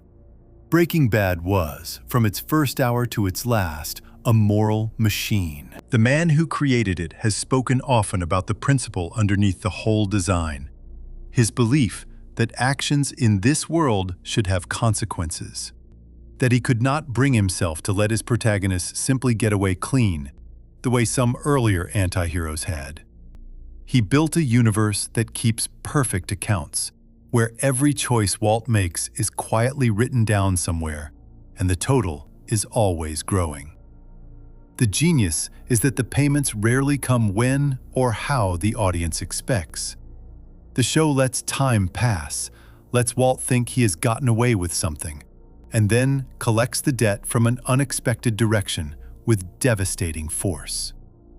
The clearest illustration of this is the chain of events that follows a single passive choice. When Walt stands by and allows Jesse's girlfriend Jane to die, choosing not to save her when he easily could, it looks at first like a private cruelty with limited reach.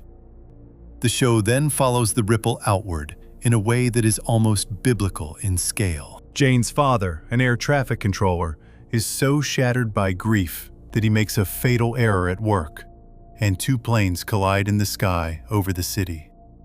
Debris rains down across Walt's own neighborhood, a charred pink toy falling into his swimming pool, the wreckage of a disaster he set in motion without ever leaving his house. One small act of looking away becomes a catastrophe that kills strangers and falls, literally, onto his own home. The universe kept the books, and it presented the bill in the most terrible form imaginable. The accounting never stops after that.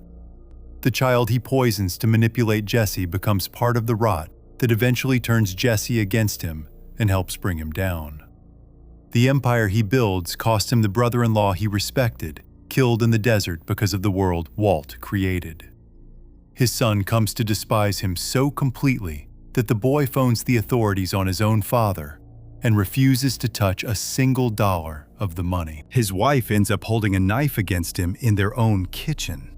The family he claimed to be protecting is torn to pieces by the very acts he committed in their name, and the show forces him and the audience to watch every piece fall. Even his fortune becomes a debt he cannot pay.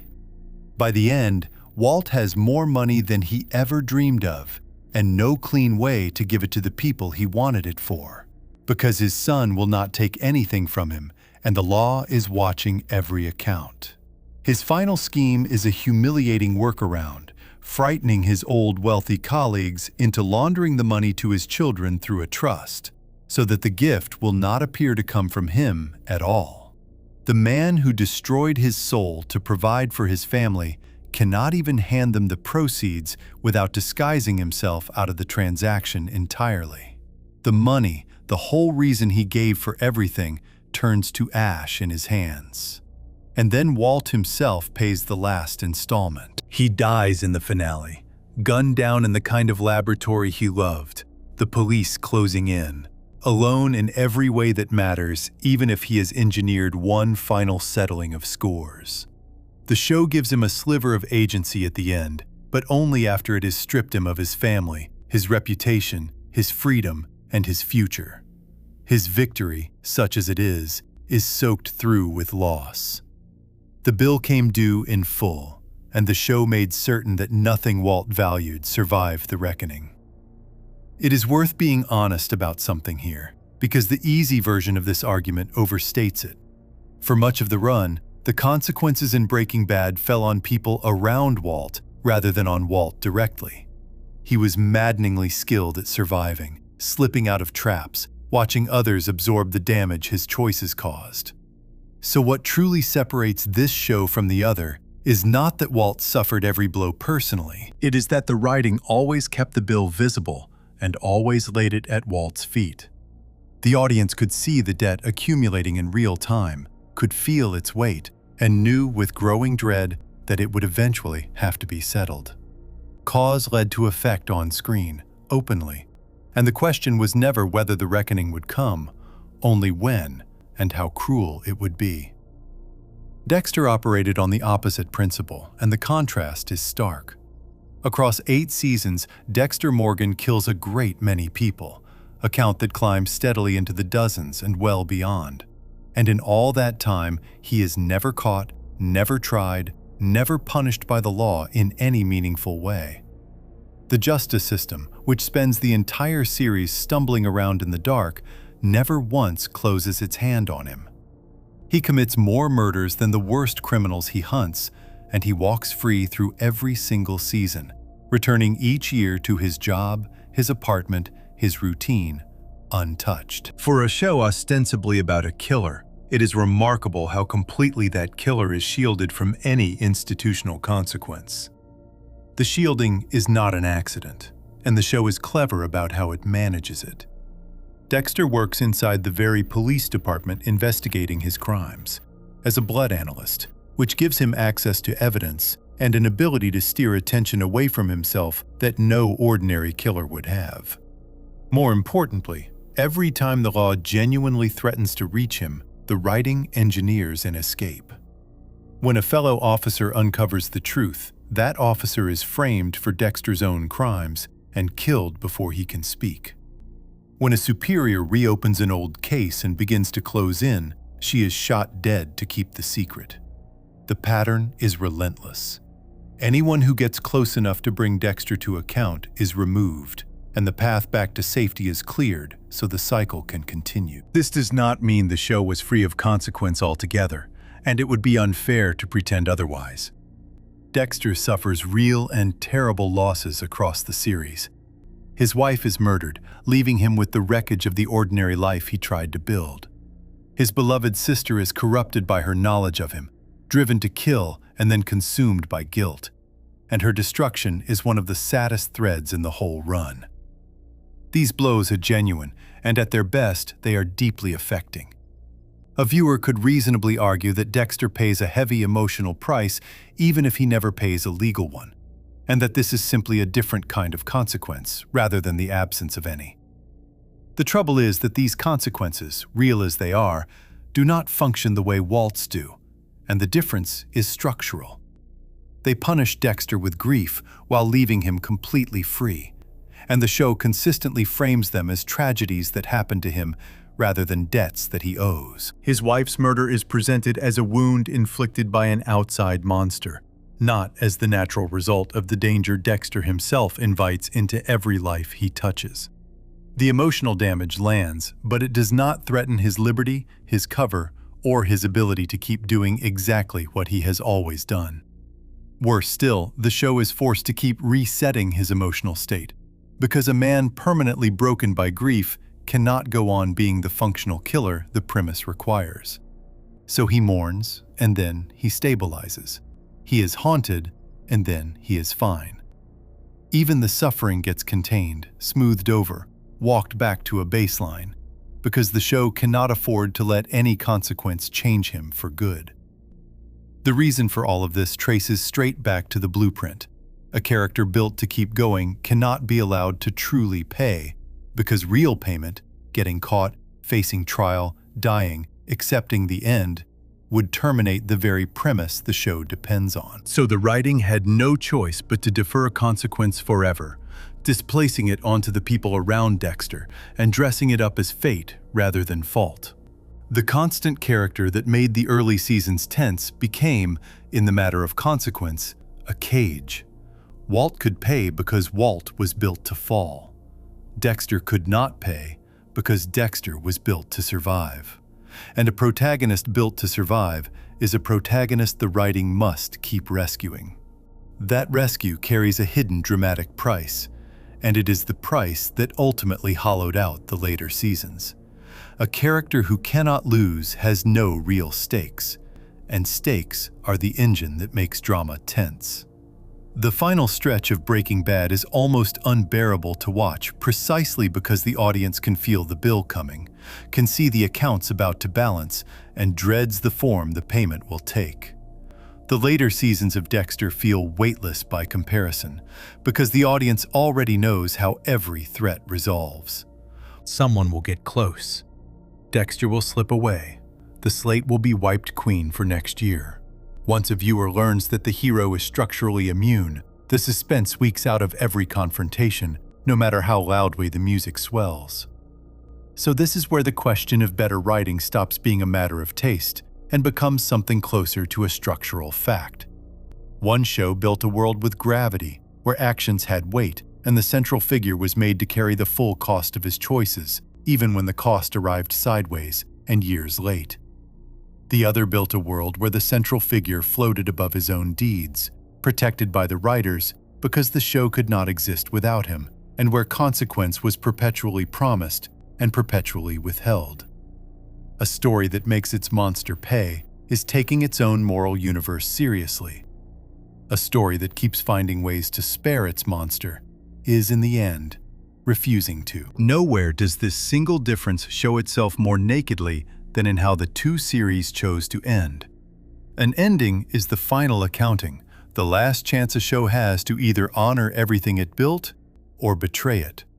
One of these shows walked up to the ledger and paid the bill in full, in front of everyone, exactly as it had always promised it would.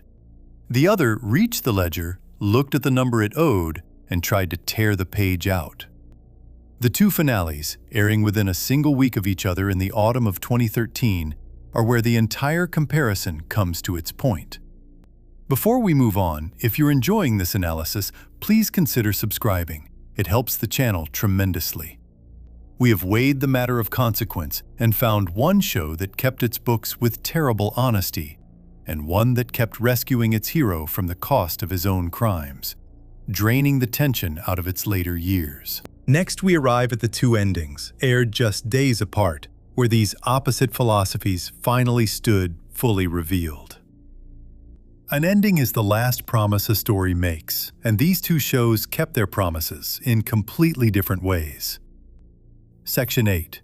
The two finales. An ending is the last promise a story makes, and it is the one promise it cannot take back.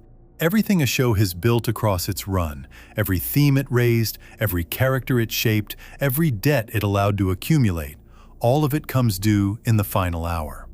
The ending is the moment the books are closed for good. A show can recover from a weak season buried in the middle of its run, but it lives forever in the shape of how it chose to end, because the ending is what the audience carries home and what history remembers. In the autumn of 2013, within a single week of each other, these two shows arrived at that final accounting, and the two answers they gave could hardly have been more opposed. The timing alone makes the comparison almost too neat to be real. Dexter aired its last episode on the 22nd of September. Breaking Bad aired its own a mere 7 days later, on the 29th. Two of the defining anti-hero dramas of their era, both asking the same fundamental question about a man who does monstrous things. Both reaching their conclusions in the same handful of September nights, and both answering that question in completely different ways. Anyone watching television that week was handed a natural experiment, a chance to see two opposite philosophies of storytelling stand fully revealed within days of each other. The contrast was impossible to miss then, and it has only grown sharper with time. Breaking Bad called its finale Felina, and it opens with a dying man coming home to settle accounts.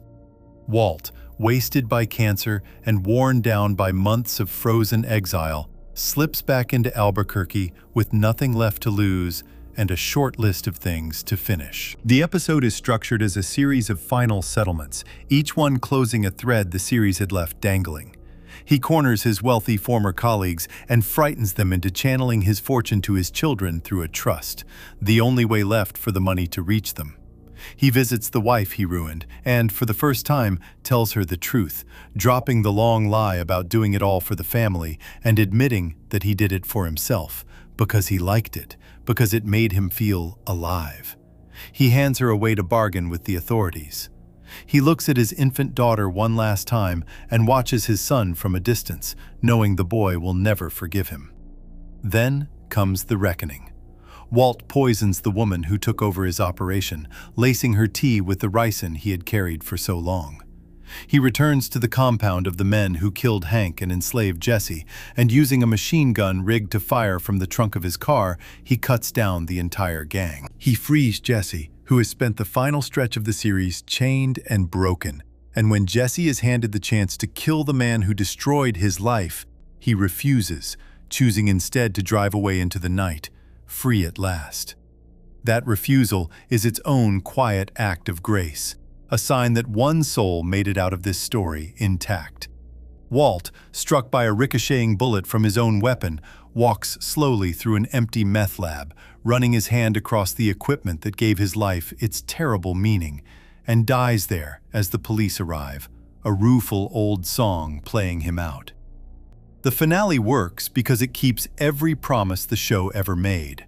The transformation that began 5 seasons earlier reaches its only honest destination. The truth is spoken aloud. The consequences are paid in full, with Walt losing his family, his name, his future, and finally, his life, having already lost everything that mattered long before the end. The moral machine that ran through the entire series completes its accounting in the open, in front of everyone, exactly as it had always warned it would. Nothing is dodged. The bill is settled to the last cent. It is fair to note that the finale is not above criticism, and acknowledging the criticism only strengthens the comparison. A number of viewers and critics found Felina too neat, too clean, even too kind. Walt gets to die on his own terms, in control to the very end, completing his goals with a competence that some felt was more than a man like him deserved. A few critics went so far as to wonder whether the whole satisfying conclusion was meant to be read as the fantasy of a dying man, too perfect to be taken at face value. These are real objections, and they are worth taking seriously. But notice the nature of the complaint. The criticism is that the show gave its audience too much closure, too much resolution, too generous a send-off. Even those who raised it agreed the ending was true to the character and true to the world.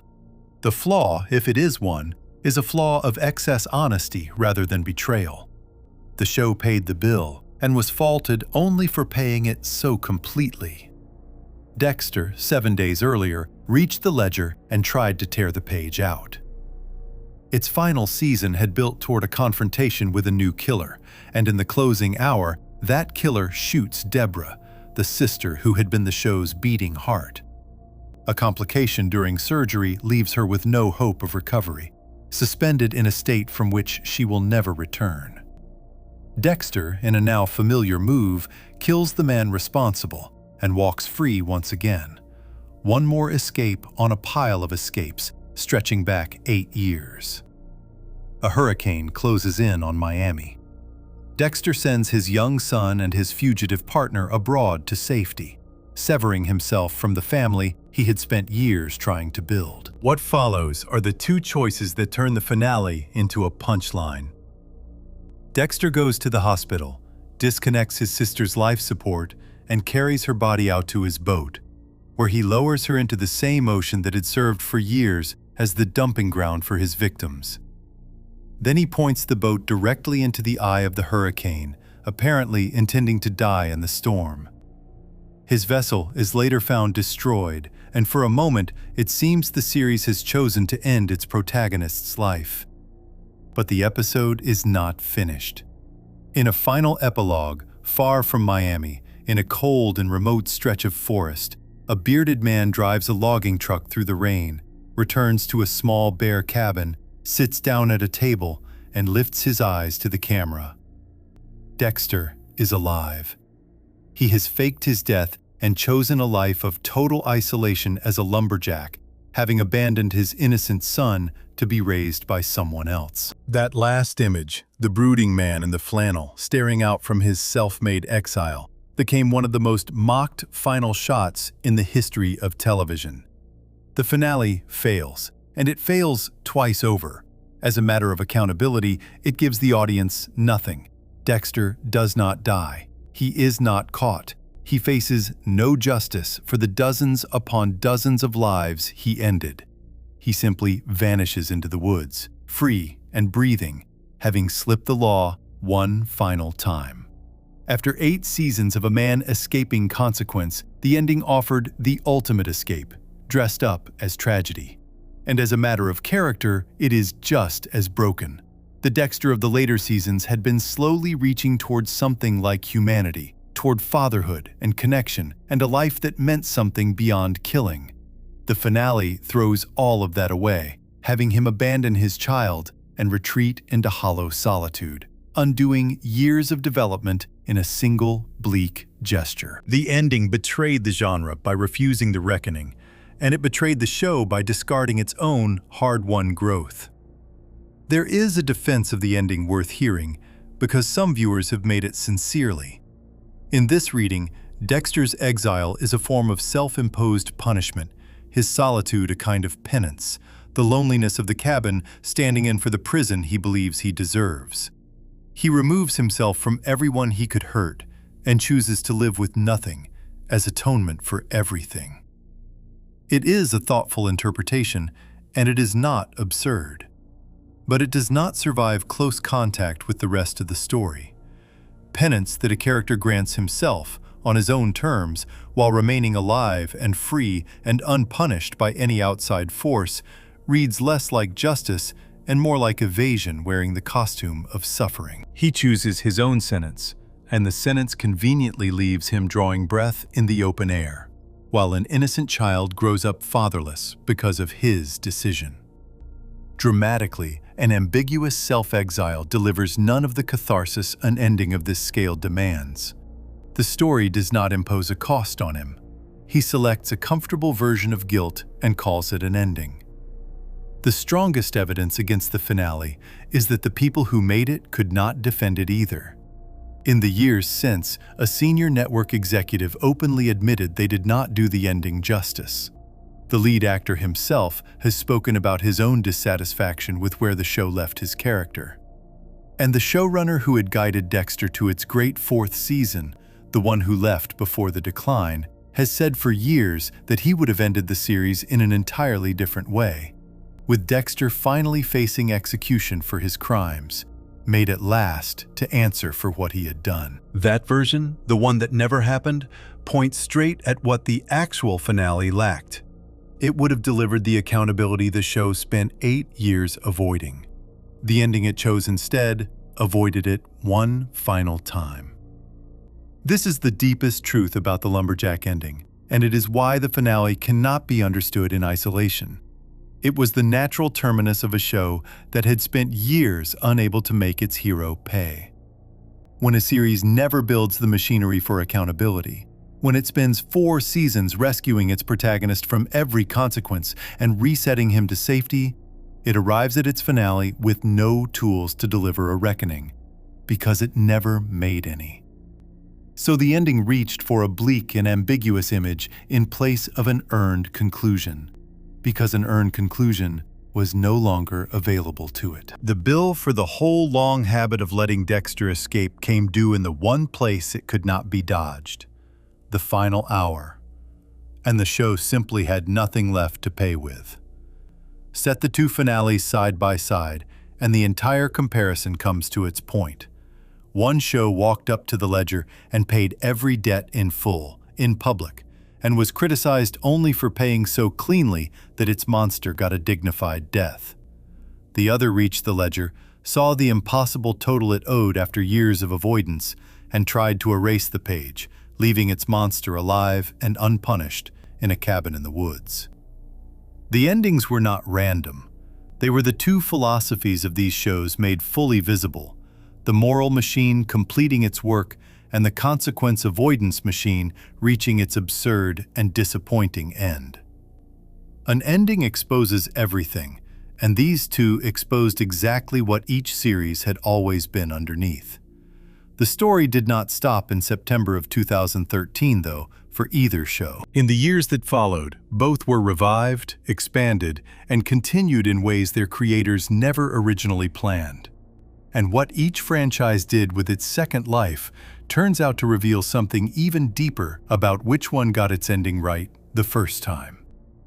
Before we move on, if you're enjoying this analysis, please consider subscribing. It helps the channel tremendously.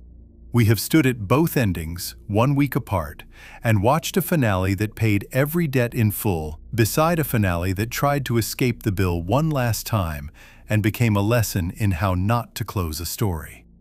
Next, we follow both shows past the grave, into the revivals and continuations that came after. What each franchise needed to do with its second life says as much about its first as anything that aired while it was alive. Section 9. The Afterlife. A story's afterlife is a kind of confession. What a show chooses to do once it is over, the way it returns to the world it built, reveals more honestly than any interview what its makers truly believed about the ending they gave it. A continuation made from confidence looks nothing like a continuation made from regret. One extends a finished thing because there is more richness to mine. The other goes back to repair a wound, to fix something that never sat right, to give the audience the conclusion they should have had the first time. The purpose behind a revival is the tell, and on this score, the two franchises split as cleanly as they did on everything else. Both came back from the grave. They came back for opposite reasons. Breaking Bad returned to its world more than once, and never once because it had to.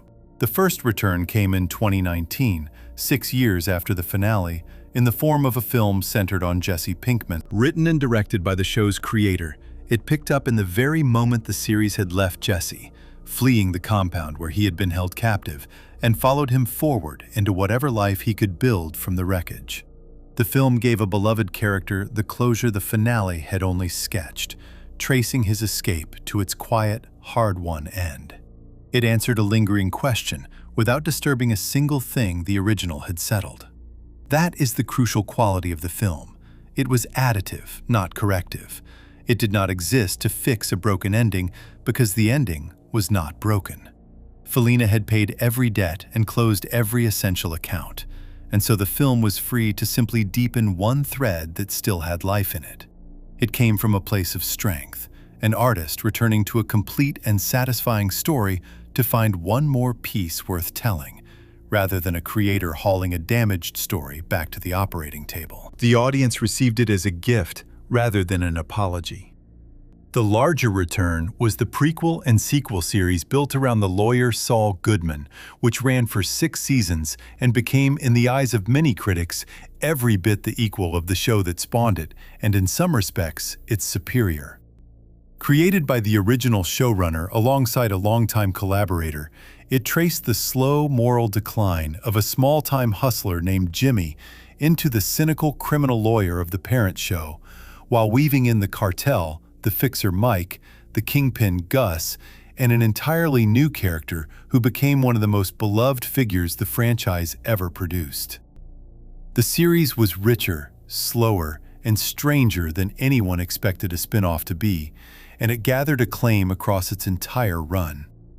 What matters most for this comparison is how that series chose to end itself, because it tells the same story the original told. The warrior at its center spins the finale finally facing the consequences of his life, abandoning a chance to escape clean, and instead confessing in open court, accepting a sentence so long it amounts to the rest of his life behind bars. The franchise's whole moral logic, the principle that a person who does wrong must eventually answer for it, carried straight through into the spin-off and shaped its conclusion. The continuation did not just enrich the world. It honored the very ethic that made the original great, choosing accountability one more time, where another story might have let its charming antihero slip away. The lesson of Breaking Bad's afterlife is simple. The continuations never needed to repair anything because the original ending worked. And so, they were free to extend, deepen, and enrich a story that was already complete. Every return came from confidence and craft rather than damage control. And every return kept faith with the consequence ethic at the franchise's core. Nothing was undone. Nothing was apologized for. The story was whole, and everything built around it made it wider and deeper without ever needing to make it different. Dexter came back for the exact opposite reason. Its afterlife began not with confident expansion, but with a rescue mission aimed at the ending everyone wished had gone another way. In 2021, 8 years after the Lumberjack finale, the franchise returned with a 10-episode revival, and the move that signaled its true purpose was the return of the showrunner who had guided the series to its great 4th season. The man who had left before the decline, and who had spent years saying he would have ended the show differently. He came back specifically to do that, to give Dexter a second ending, a definitive one, the conclusion the original finale had failed to deliver. The very fact that the franchise reached back nearly a decade to recover its finest creative leader for the express job of fixing the ending is itself an admission. The ending was broken, and everyone knew it. The revival relocated Dexter to a small, snowbound town under a new identity, a man who had buried his past until his teenage son tracked him down and forced it back into the light. Across its run, the show built toward the reckoning the Lumberjack finale had refused. Dexter, given every chance to prove he had changed, reverts to killing when cornered, taking the life of a decent local man simply to protect himself, demonstrating beyond doubt that the darkness was never gone.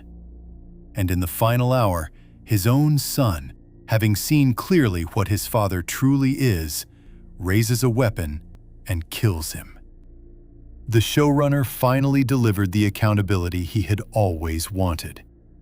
Dexter dies, executed by the child he failed, made at last to pay the price the 2013 ending had let him dodge. On that count, A great many viewers felt the revival had succeeded, that it had given the character the honest conclusion he had been denied.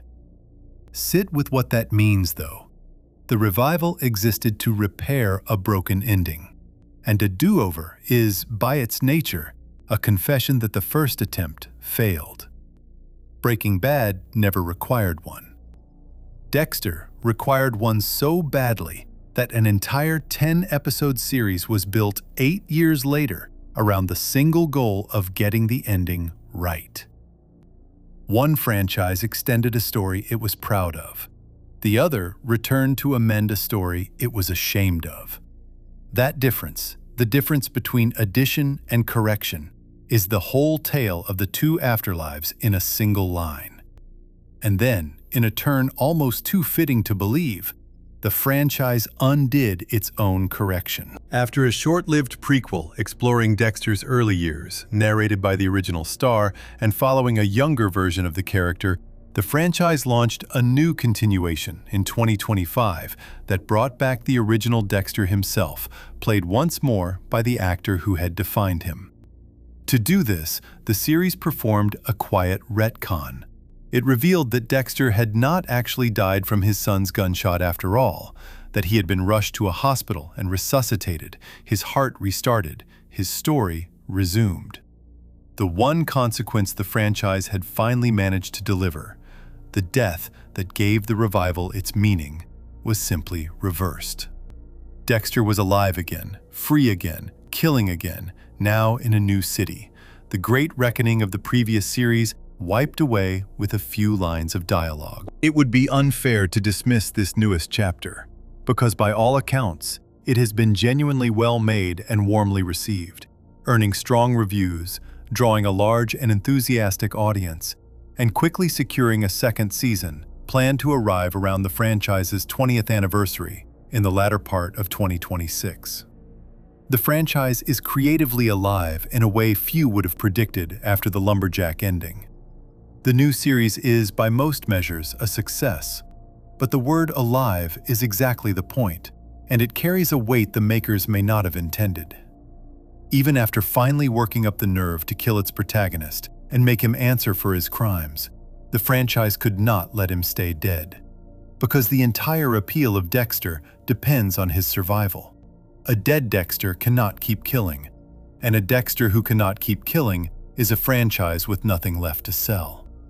So the Blueprint's old curse reasserted itself one more time, across a decade and 3 separate continuations. The fixed character who must always keep going, literally, could not be permitted to end. Lay the whole pattern out, and it tells the story plainly. In 2013, the original finale let Dexter escape into the woods. In 2021, the revival pulled him back to finally make him pay with his life. In 2025, the newest series resurrected him and set him free once more. 3 swings at a conclusion in 12 years, and the franchise still cannot allow its man to face a final reckoning. Because the design at its heart resists conclusion, the way water resists being held in an open hand. Compare that with the rival franchise, which reached its conclusion once, cleanly and completely, and spent everything afterwards simply enriching a story that was already done. One reached its ending and built outward from it. The other has been chasing an ending for over a decade and cannot catch it. The afterlives, then, only confirm what the shows themselves had already revealed. A story built around a character designed to transform reaches a natural conclusion and can be expanded from a position of confidence, its moral logic intact, its ending honored even in its spin-offs. A story built around a character designed to stay the same never reaches a stable conclusion at all, and so it keeps being rewritten, fixed, undone, and fixed again, forever circling an ending it is structurally unable to land. The difference in the 2 blueprints did not stop mattering when the original shows went off the air. It kept playing out across every revival, every prequel, every resurrection, shaping not just how each show lived, but how it has refused, in one case, to ever truly die. Everything is on the table now: the blueprints, the excuses, the people, The peaks, the divergence, the consequences, the endings, and the long afterlives have all been laid out and examined. What remains is the question the whole journey was built to answer, the one promised at the very beginning. Of these two men, both born from the same bold idea in the same golden age, which one was actually written better, and what the answer reveals about the difference between a story that knows where it is going and a story that only knows it must keep going. Before we move on, if you're enjoying this analysis, please consider subscribing. It helps the channel tremendously. We have followed both stories past their endings and found one franchise enriching a finished tale from confidence, while the other keeps returning to repair, undo, and repair again, an ending it can never quite land. Next comes the final reckoning this whole journey was built toward. With every piece of evidence now in view, the question that started it all can finally be answered. Section 10. The Verdict. The journey began at a starting line where two men stood side by side, born from the same bold idea in the same golden age of television, each one daring an audience to root for someone who did not deserve it. One was a dying chemistry teacher who would become a monster. The other was a serial killer hiding behind an ordinary face. For 9 sections, that question has been carried forward, gathering evidence, weighing one show against the other. And now it arrives at the only place it was ever heading. Of these two anti-heroes, which one was actually written better? The answer is clearer than the easy mockery of the lumberjack ending would suggest, and it is also more interesting, because the reason behind it reaches far deeper than any single bad finale. It helps to remember what the question was actually asking, because better written was given a specific meaning at the very beginning. It never meant which show was more popular, since both drew large and devoted audiences, and Dexter in particular stayed a ratings success right to its end. It never meant which show was more shocking, since shock fades and tells us little about craft.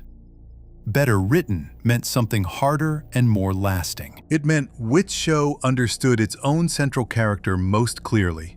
It meant which one set rules for itself and kept them. It meant which one let cause lead to consequence and let choices carry real weight. And it meant which one built an ending that honored everything that came before it rather than betraying it. By those measures, taken together, the verdict is not close. The whole story traces back to a single decision made before either show aired a frame: the choice of blueprint. Breaking Bad built its man as a variable, a person defined by motion, designed from the first scene to transform across the length of the series. Dexter built its man as a constant, a person defined by a fixed compulsion, designed to hold the same shape no matter what the world threw at him. That one structural choice was the seed from which everything else grew, and following it forward explains every difference that came after. From the blueprints came the excuses. The dying teacher was handed a permission slip his show could afford to burn, because a man built to fall needs his lie exposed, and the slow destruction of the family excuse became the spine of the whole series. The serial killer was handed a permission slip his show had to protect, because a man built to keep going cannot have his code dismantled without ending the premise. And so the code could only ever be questioned, never destroyed. From the blueprints came the casts as well. One show surrounded its lead with people who imposed consequence, who resisted him and were ruined by him in ways the audience was made to mourn. The other slowly reshaped the people around its lead into a protective shell, killing off everyone who saw the truth and corrupting the one who loved him most. Then both shows reached the same summit, and this is the part that gives the verdict its weight rather than its smugness. At their peaks, they were equals, using the same brilliant device of the mirror antagonist with the same intelligence, climaxing in finales that married shocking consequence to deep character revelation. Dexter's 4th season belongs in any honest conversation about the finest television ever made. The divergence that followed was not the unmasking of a show that had always been lesser. It was the result of the blueprint finally collecting its debt. A fixed character with nowhere left to go, made worse by the loss of the show's finest creative leader at the exact moment of its peak, and prolonged by the simple inertia of commercial success that kept a wounded show stumbling forward long after its story had run out. The divergence showed itself most plainly in the matter of consequence. One show built a moral universe with gravity, where every action sent out ripples that always came back to shore, where the bill was always visible and always laid at the protagonist's feet, and where the man finally lost everything he loved and died. The other built a world where its protagonist floated above his own deeds, rescued season after season because the show could not exist without him, his accountability perpetually promised and perpetually withheld. And that difference reached its most naked expression in the two endings that aired within a single week of each other, one walking up to the ledger and paying every debt in full, the other reaching the ledger and trying to tear the page out, leaving its monster alive and unpunished in a cabin in the woods. The afterlives only confirmed it. One franchise reached a clean conclusion and spent everything afterward enriching it from a place of confidence. The other has spent over a decade chasing an ending it cannot land, killing its man and then resurrecting him because the design at its heart simply refuses to conclude. So the verdict, stated plainly, is this: Walter White was the better written anti-hero.